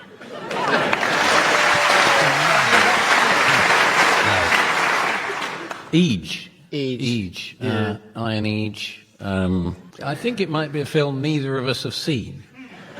Do you think we have seen this? Do you think? No, that's going to help then. They're getting their laundry done, and they've They've had something ironed. Yeah. So it's another word. Iron. It's got iron in the title. Another word for ironed. Ironed. Pressed. Prestige. That's not 2 words, is it? The Prestige. Oh, the Prestige. Okay. What's that about then? Magicians. Okay. Yeah, magic. Sounds very dull. Anyway, yeah. Okay, well, your turn now. Tony and Joe, your title is now being exhibited on the laser display board. And here again is the mystery voice for listeners at home. Line of Duty. Line of Duty. Okay, yes, so this is a TV show, and it's 3 words, and it goes like this. This is going to take ages. Yeah, I know, I only wanted to buy this massive Toblerone.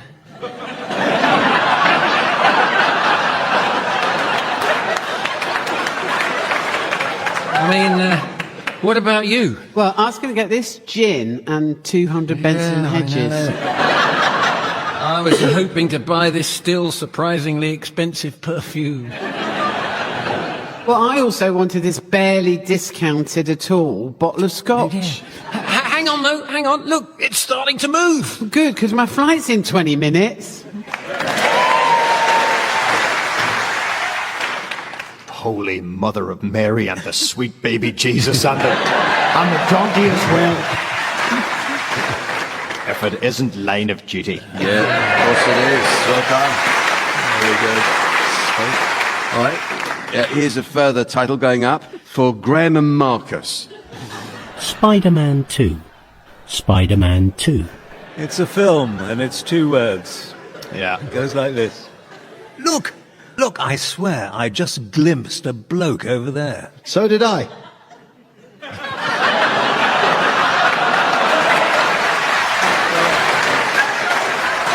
I think the second word might be 2.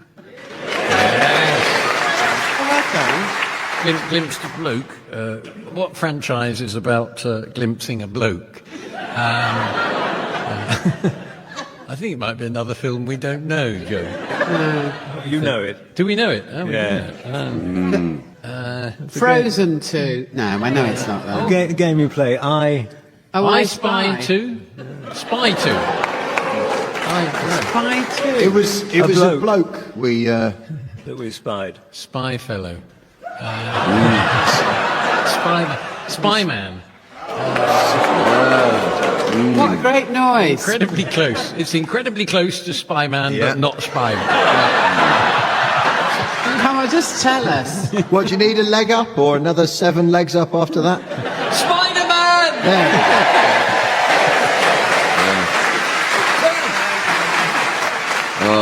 Yeah, really clever. Uncanny. Well, it's now time to play the game called Mornington Crescent. First, I notice our postman struggling under the weight of a letter. It comes from a Mrs. Trellis of North Wales. And she writes, "To whom it may concern, my 4-year-old grandson has lived in Spain all his life and still doesn't know the Spanish for please. Don't you think that's por favor? Yours sincerely, Mrs. Trellis." On with the game, teams, and the name of the version we'll be playing this week is Stick or Twist. In Stick or Twist, each player may choose to twist and move on to another location, or may stick and remain at the station they are already on. You'll find play may get fast and furious, so please pay careful attention to the way the round develops. So, Tony, you can start. Please bear in mind laterals are excluded and no trumps. Okay. Well, I thought I'd start with Tottenham Court Road. Yes. Are you going to stick on that or twist, Marcus? Well, if laterals are excluded, Graham, do you think stick? You've got to. Yeah, I'm going to stick. Tottenham Court Road. Okay, and so Joe. Well, I feel slightly anxious if I do anything other than stick, so I'm going to stick as well. You're sticking. Okay, that leaves you, Graham, to make a decision. Yeah, well, that leaves it wide open to Oh. Careful. Yeah, no, Trump's excluded. Trumps, yeah. Yep. No, I'll stick. Tottenham Court Road. Okay. All right. Well, there's a route out. It's a lateral. No. It's a lateral, though. Yes, no, but I no, you're right. I'll stick on Tottenham Court Road. Yeah, like I'm going to fall for that, Hawks. I'm not an idiot. It's not the first time I've played this. Stick, thank you. Tottenham Court Road. Yeah. Joe? Stick. Yeah. So, Joe stuck at Tottenham Court Road. Graham? I've got 2 choices here. So I'll stick. Tottenham Court Road. It's extraordinary stuff. Back Me to again, It's is it? you again, Tony, yes. I'll stick on Tottenham Court Road. I don't think there's been a game this close since as far back as I can remember. Jack? Yeah, no, you're right. It's tense. Closely fought. Be nice to mix it up a bit, wouldn't it? But not on this go, no. I think I'll stick actually with Tottenham Court Road. Probably wise. Joe? Just remind me what the rules were you said at the beginning. Well, the laterals are excluded, as are trumps. In that case, I'm just going to stick. Yeah. So, do you need rules as well, Graham? No, I've got the rules under my belt, but I'm just thinking 3 moves ahead. Yes. Because if we start Tottenham Court Road, there's a fair lot, then you've got Swiss Cottage, of course, as an alternative, but Elephant and Castle, and which would bring us back Yeah, might as well stick Tottenham Court Road. Mornington Crescent. Sorry, partner. Well spotted, Tony. Very close game, though. Very close. Well, the next round is all about childhood rhymes, and these days many of the familiar nursery rhymes we learnt as children seem outdated and irrelevant. This has led to many rhymes being updated to reflect the issues likely to confront the young children of today. Examples include, it's raining, it's pouring, of course it's global warming. Dr. Foster went to Costa in a shower of rain. He paid $3.45 for a medium latte and never went there again.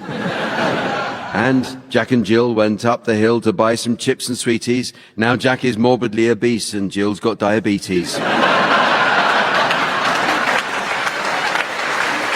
So the round is called Complete Playground Rhymes. I brought with me some genuine children's playground rhymes collected from British schools over the past 50 years, all of which are incomplete. The team's task is to guess what the endings might be. So we'll start with this first playground rhyme for you, Joe. Can you complete this one? My boyfriend gave me an apple. My boyfriend gave me a pear. My boyfriend gave me a kiss on the lips. That's his body over there.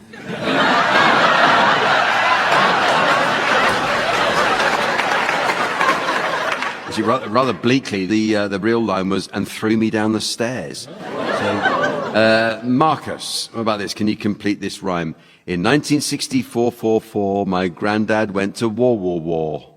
Not a punctual man.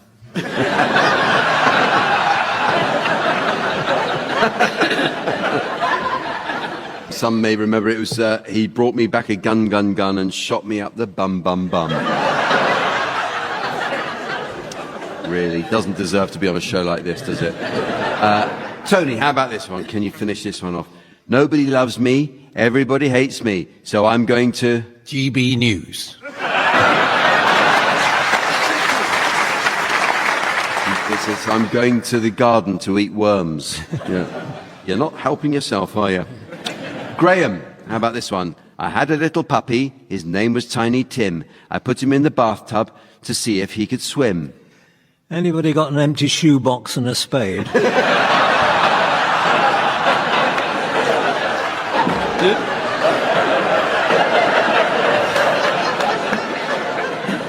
fact, he drank all the water, he ate a bar of soap. The next thing you know, he had a bubble in his throat. Yeah, but back to you, Joe Brand. Here's another playground rhyme for you to finish.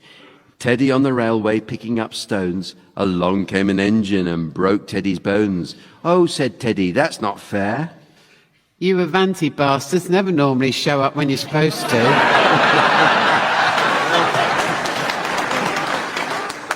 It's actually the answer is, oh, said the engine, you shouldn't have been there.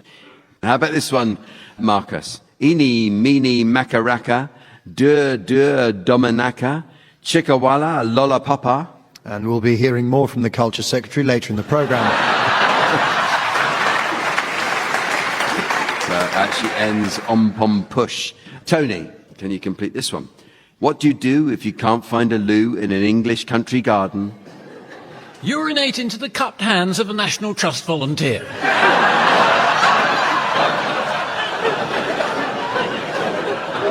Actually, this one goes, pull down your pants and exterminate the ants in an English country garden. And then get arrested. Graham, what about this one? Another one for you. This is the last one. My son Billy had a 10-foot willy. He showed it to the girl next door. Without leaving his bedroom.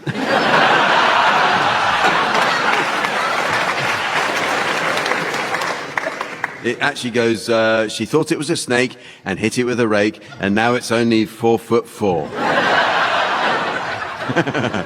All right, look, here are some of you, just any of you to have a go at, see what you think. Down in the valley where nobody knows, there's an oochie-coochie woman washing her clothes with a rubber dub here and a rubber dub there. She soon forgets about washing the clothes.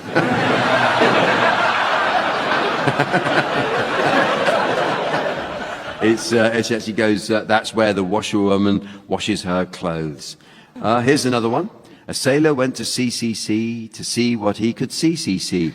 But all that he could see was Southern Waters turds.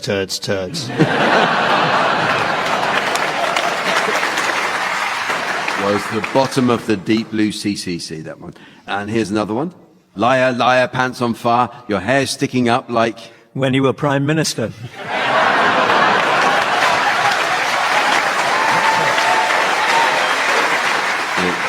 It actually was a 10-foot wire. Well done, everyone. It's now time for some music in the game called Swanee Kazoo. Yes, this is a round where the teams duet to combine the beatific breeze of the Swanee whistle with the pool room parp of the kazoo. The kazoo is still breaking records. Only last week, a survey of doctors revealed, year in, year out, the kazoo is still the most removed musical instrument in A&Es. At the piano, we have Colin Sell. Yes. Incidentally, Colin was recently spotted playing with the B-52s. That's before he was chased out of the lingerie department. Tony and Joe, you can start, and I'd like you to provide us with a rendition of I'd Do Anything from Oliver to feature Joe Brand on the kazoo and Tony Hawks on the Swanee whistle.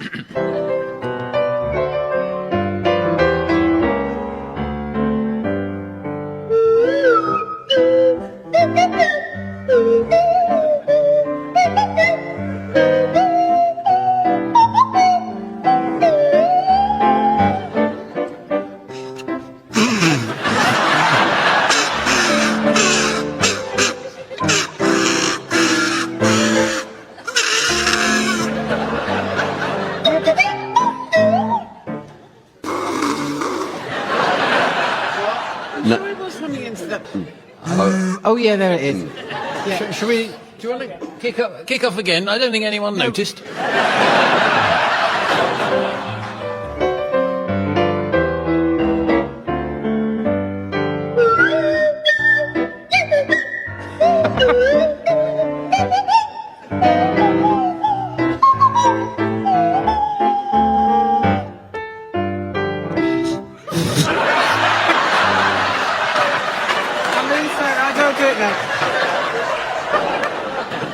I can't believe I'm saying this, Joe, but you need to put it further in.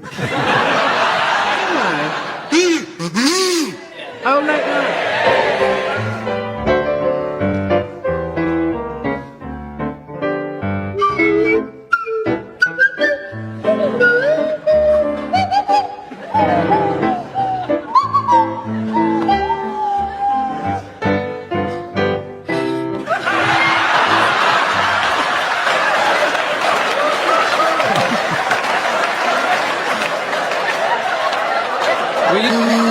I'll just do it like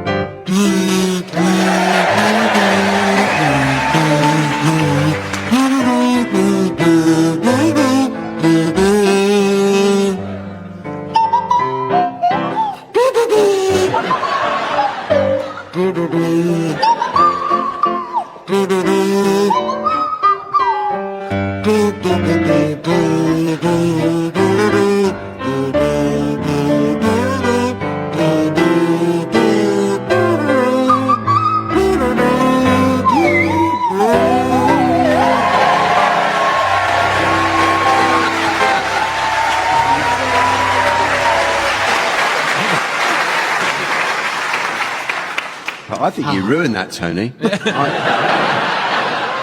Well, your turn now, Marcus and Graham. If you can live up to that.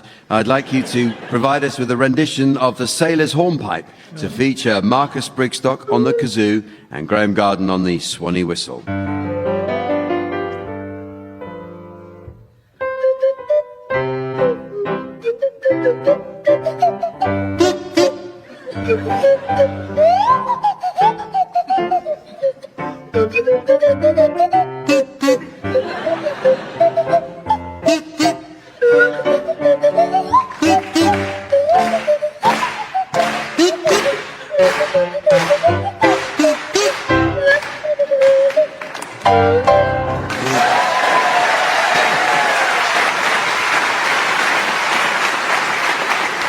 it's very nearly the end of the show. But there is just time to fit in a quick round of Posh Person's Film Club. Incidentally, Sven was telling us how he was invited to join some estate workers on a pheasant shoot. At first he was happily beating away in the bushes, and then before he knew it, he was out on the moor and knee-deep in peat.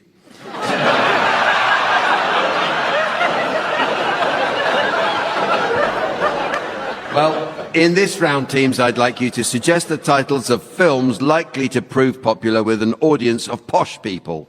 You can start this one, Marcus. The Godfather got me a job at the Foreign Office. Joe. How green was my valet? Graham. Lawrence of Belgravia. Tony. Inbred with Madonna. Look Who's Tarquin. The footman always brings ice. Saving Private Equity. Inglorious Berkshire. One flew business class over the cuckoo's nest. Focaccia in the Rye. Goodbye, Mr. Sote Potatoes.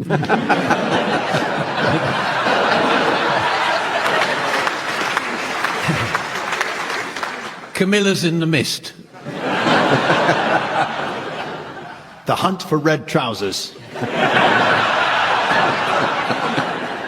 Bring me the head waiter, Alfredo Garcia.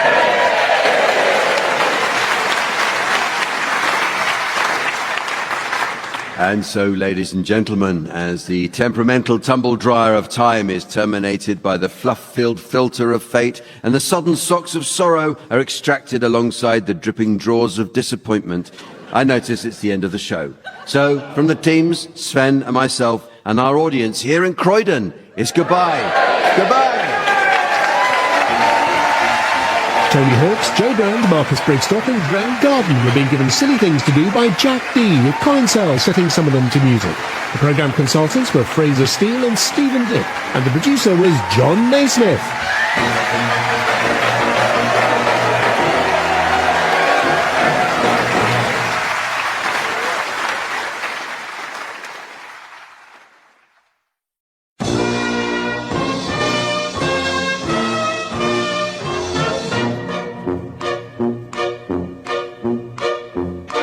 We present I'm Sorry I Haven't a Clue, the antidote to panel games.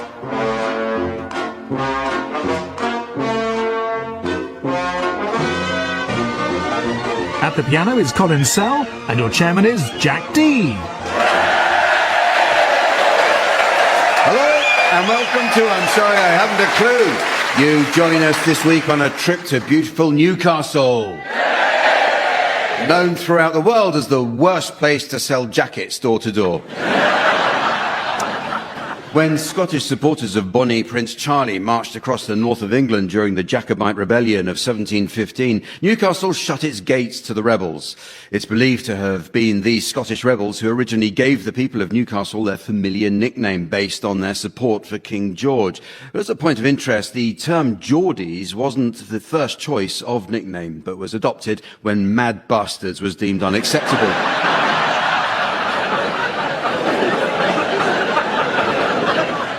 Due to its prominent position in the shipping industry during World War II, 30,000 Newcastle residents were evacuated, though many soon chose to return to their bomb-ravaged city to chance their luck against the Luftwaffe. In hindsight, it probably wasn't the best decision to evacuate them to Sunderland.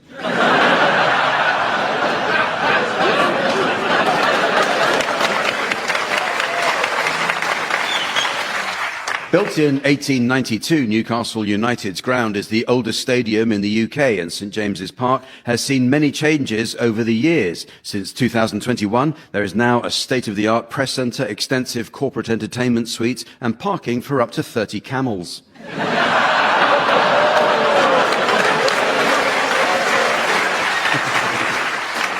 In 1927, the glucose-based energy drink Lucozade was invented in Newcastle by chemist William Owen. As a result, Owen went on to make a fortune selling insulin.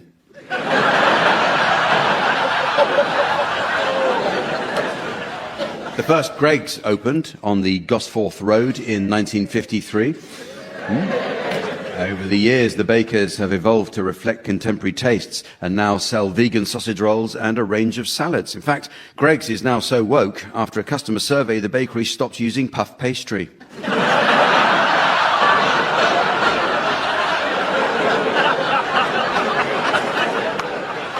Let's meet the teams.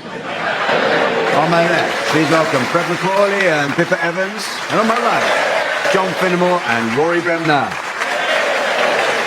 And taking her place at the desk next to me to enjoy an evening of scoring, please welcome the ever-delightful Samantha.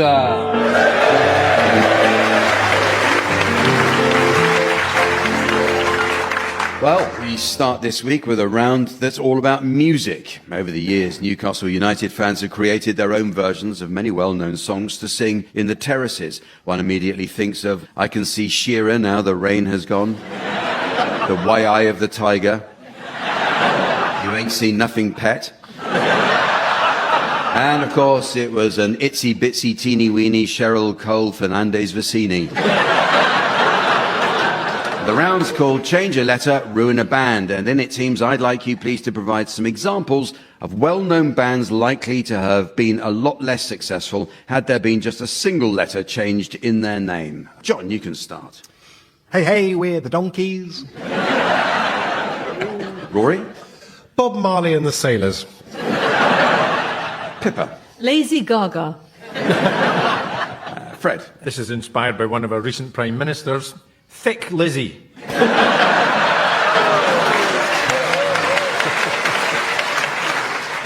You Are 40. Very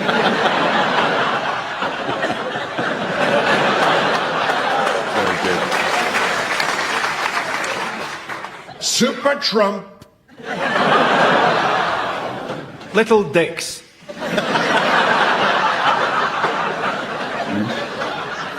Simply Reg. Notorious BFG. The Small Feces.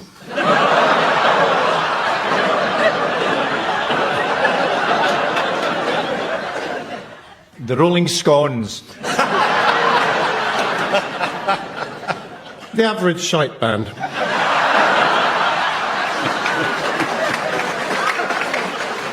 Well, this next round is called One Song to the Tune of Another. It's a game so simple that an explanation would only be required for those with the most pitiful grasp of logic and reason. So, teams, this is how it works. A song is very similar to the mannequin in my local menswear department store. The mannequin himself represents the tune, while the clothes he's dressed in represent the lyrics. Now, some clothes or lyrics fit very well, for example, a crisp white dress shirt and elegant blazer, while others, such as a pair of garish pink corduroys, are an obvious mistake. Happily, it's not too often one comes across a dummy embarrassing himself with some shocking chords. At the piano, Colin Sell.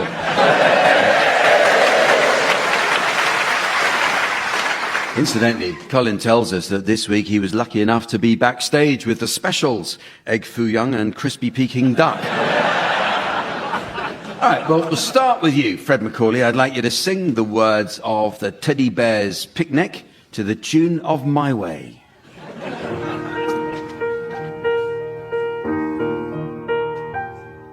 If you go down to the woods today, you're sure of a big surprise. If you go down to the woods today, you better go in disguise. For every bear that ever there was will gather there for certain, because today's the day the teddy bears have their picnic.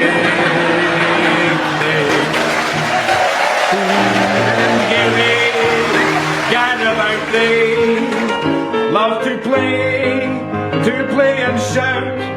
They never have any care.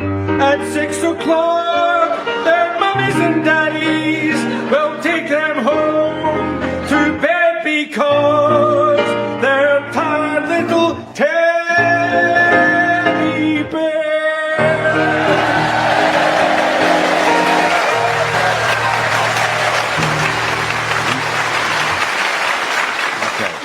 You now, Rory Bremner, I'd like you to sing the words of the Bladen Races to the tune of The Sunshine of Your Smile.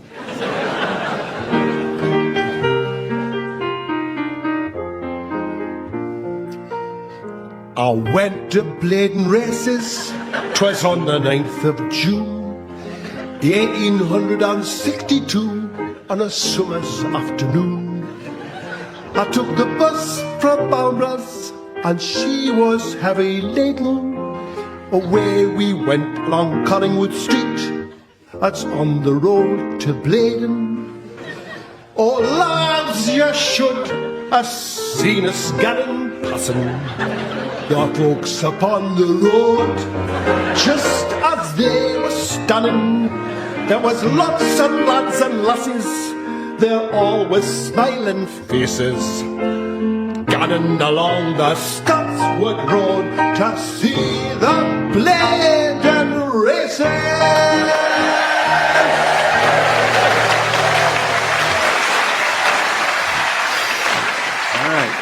John Finnemore, I'd like you now to sing the words of What Does the Fox Say by Ylvis to the tune of Edelweiss.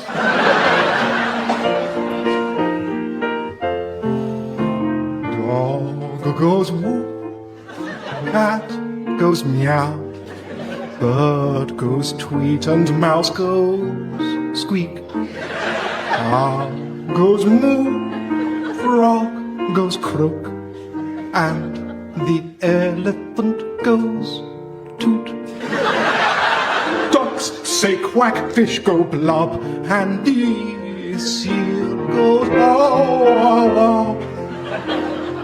But there's one sound that no one knows. What does the fox say? Ring, ding a ding, ding a ding, ring ding. Ding, ding, ding, ding, ding, ding, ding, ding, ding, ding, I ding. What does the fox say?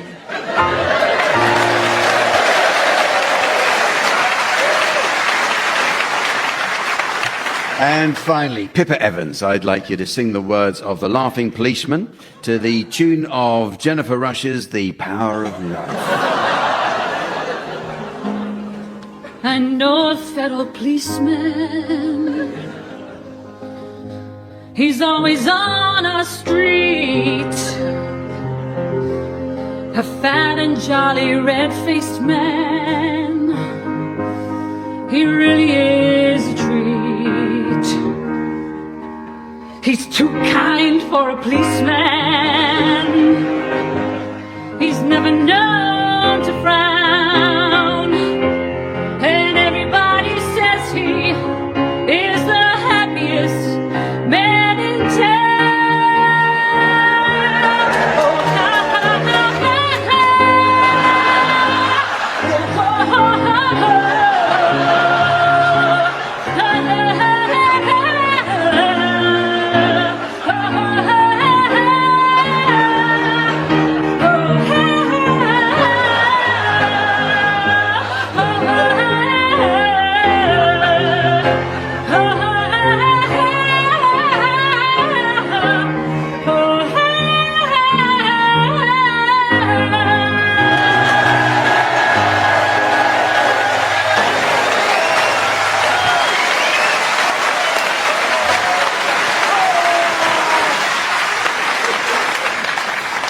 This next round is all about the wonders of the human body. Identifying the symptoms of potentially harmful conditions was one of the key modules of the BBC First Aid course I recently undertook, and I must say the experience has proved invaluable. The other day, after witnessing a complete stranger opposite me on the train glaze over, then start dribbling and mumbling incoherently, I took immediate action and moved to another carriage. So, in this round, the teams will assume the role of doctors and patients suffering from an imaginary medical condition, and you can be our first patients, John and Rory, and the identity of your mystery medical condition is now being displayed to the audience via the laser display screen. For listeners at home, here's the mystery voice. Rory and John think they have bird flu. Rory and John think they have bird flu. So, it's time for your appointment, John and Rory. You must outline your symptoms to Doctors Pippa and Fred, and they'll be awarded points based on how accurately they're able to diagnose your condition. Off you go, please, John and Rory. Do come in. Come in. Thank you, thank you. Is it all right if I just perch here? Oh, yeah, do take a seat. Take a seat. Sorry, that's just my mum. I didn't want to bother you in case it's just something paltry, but she's in a bit of a flap. Well, I like to look after you, Duck. He's my youngest, last in the pecking order. All the others have flown the nest. Anyway, she's picked up this bug that's been flying around, and it's pretty nasty, isn't it? It's foul. I don't like to grouse, but I've been feeling terrible. Goosebumps, pigeon chest, bird's eye, fish fingers. Now she's given it to me. Anyway, it says on the website we're supposed to stay indoors. Not doing that, you know me, I hate being cooped up. So we just wondered if there's anything you can do, because if we don't get rid of this by Christmas, we'll be stuffed. Yeah.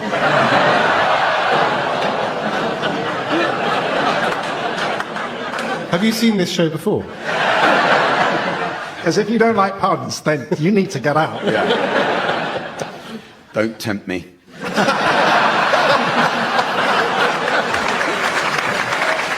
I've got to say it, there are very, very few clues in there. Possibly something to do with birds or Maybe. birds of a feather or something. Bird flu. Yeah. Bird flu. Okay, well, it's your turn to be the patients, Pippa and Fred. And the identity of your mystery medical condition will now be displayed to the audience via the laser display board. Well, here again is the mystery voice for listeners at home. Pippa and Fred think they're wheelie bins. Pippa and Fred think they're wheelie bins. Come in. What can we do for you? I'm feeling unwell. I just find it hard to keep anything down. Like last Tuesday morning, this bloke picked me up suddenly and I threw up all down the street. I've got no ambition. I just keep thinking to myself, been there, done that. I have got a regular social life, you know. I'm out every Tuesday without fail. But after I've been out, I just feel empty.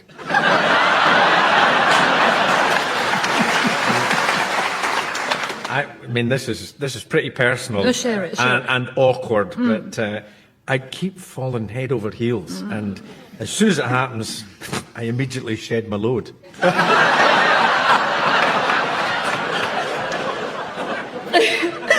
I'm so sorry. Can you just give me a minute to collect myself? Oh, no one else is going to. Not on a bank holiday. See, all this week I've been on the verge. And then this lovely-looking guy in a fluorescent jacket sweeps me off my feet and then immediately dumps me. These days I just keep myself to myself, you know, and once a fortnight I just get this desperate urge to be manhandled by rough lads. So, I mean, sorry, doctors, listen to us with our big mouths. We just need to keep a lid on it. Keep a lid on it. Is it me, or are they just talking rubbish? I wish I could help you, but I just have enormous difficulty working out which of you is which.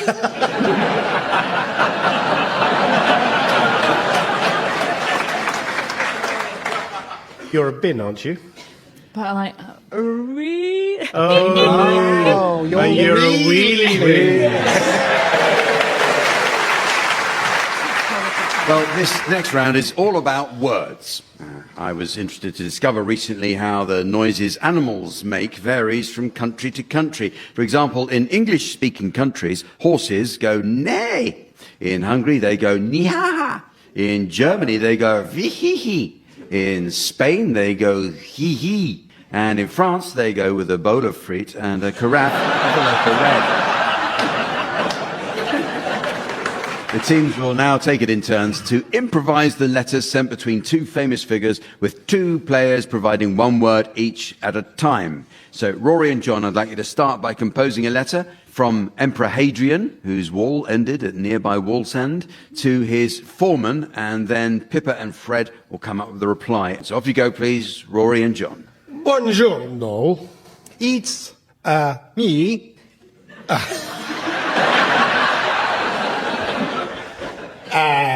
Hadrian, the Emperor of Rome, and I am wanting a wall.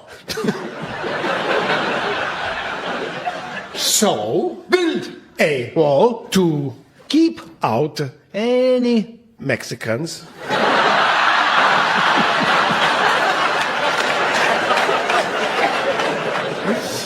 Lost in Scotland. If you are ready to build the wall, I will pay hundreds of Geordies to knock holes in the wall and look through them.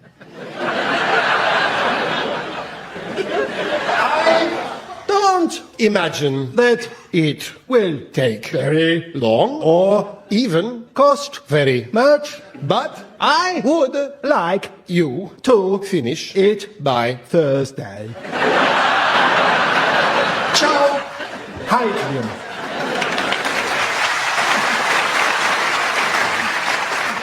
Howie! Mr. Hadrian, I like your face, but not your ideas. Because I am not going to build wall that people put holes any wall that has holes in is not able to stand up properly. Why? Indeed. Maybe You need someone to build a proper wall that could have bricks instead of holes. just An idea of mine. and My associate producer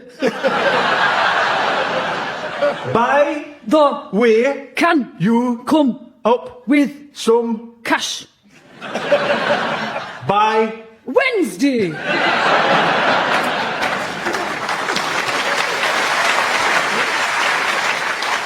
Okay, well, it's now time for a round called Trail of the Lonesome Pun, which is all about program titles.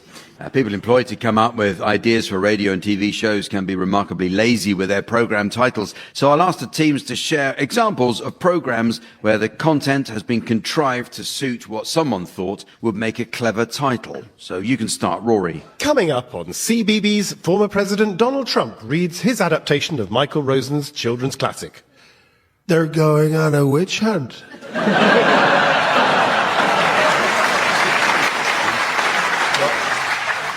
Pippa. At 10:30 on 4, a group of Tibetan Buddhist monks come to terms with the fact that a recently acquired statue of their religious founder is in fact a life-size replica of MasterChef's Greg Wallace.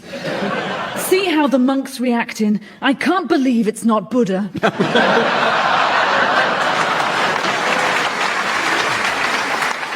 Fred. And now continuing our Dracula series, and in tonight's episode, the overweight count is found gorging, not in blood, but on sausage rolls, Scotch eggs and cucumber sandwiches. It's Vampire the Buffy Slayer at 10 p.m.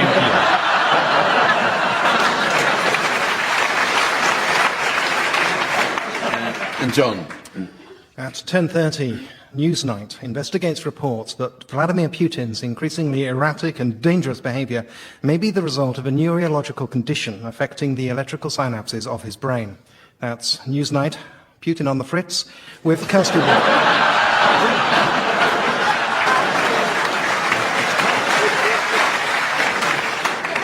In a new series for Radio 4, I'll be looking at the mating habits of primates in captivity. That's The Intimate Monkey Cage on Radio 4 and BBC Sounds. Tonight on BBC One, a shocking health documentary reveals the serious risks associated with artificially boosting the production of semen. That's More Come Unwise tonight on BBC One.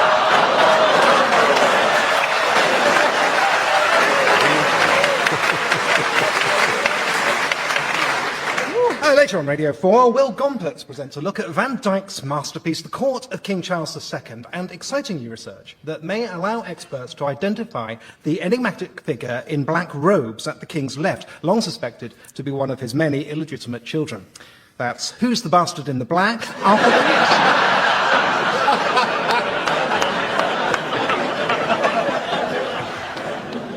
Time for a light-hearted music documentary now about the current status of the original members of Jim Morrison's famous rock band. That's Two Doors Down, tonight on Radio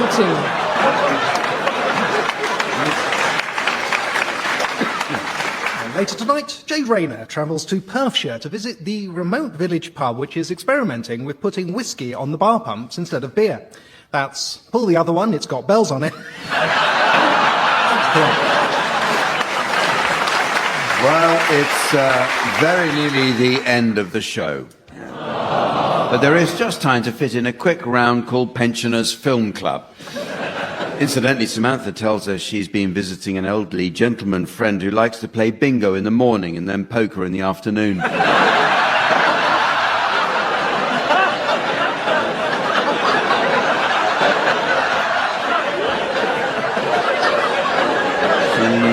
She says she's popped round yesterday to offer him a quick hand. Without revealing her impressive pair, she immediately managed to raise him, and before long, he was all in. See, sometimes I wish Fiona Bruce would stop sending material in. Anyway, teams, in this round, I'd like you, please, to suggest some titles of films likely to be appreciated by pensioners. So you can start this one, please. Pippa. Honey, I Shrunk. Rory. Battlestar Sciatica. John. The postman always rings 7 or 8 times. Fred. Quite Near to Eternity.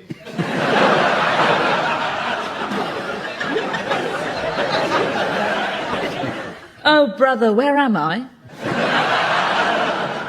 Sodall Recall.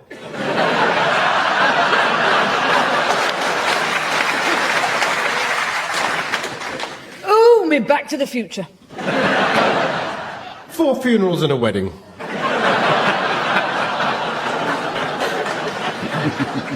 Rheumatism with a View. The Englishman who went up a hill and came down a mountain and had no idea why. You've got frail. Braveheart, valve replacement. Shakes on a Frame.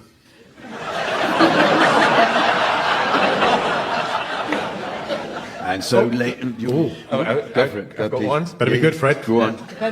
I've forgotten what it was.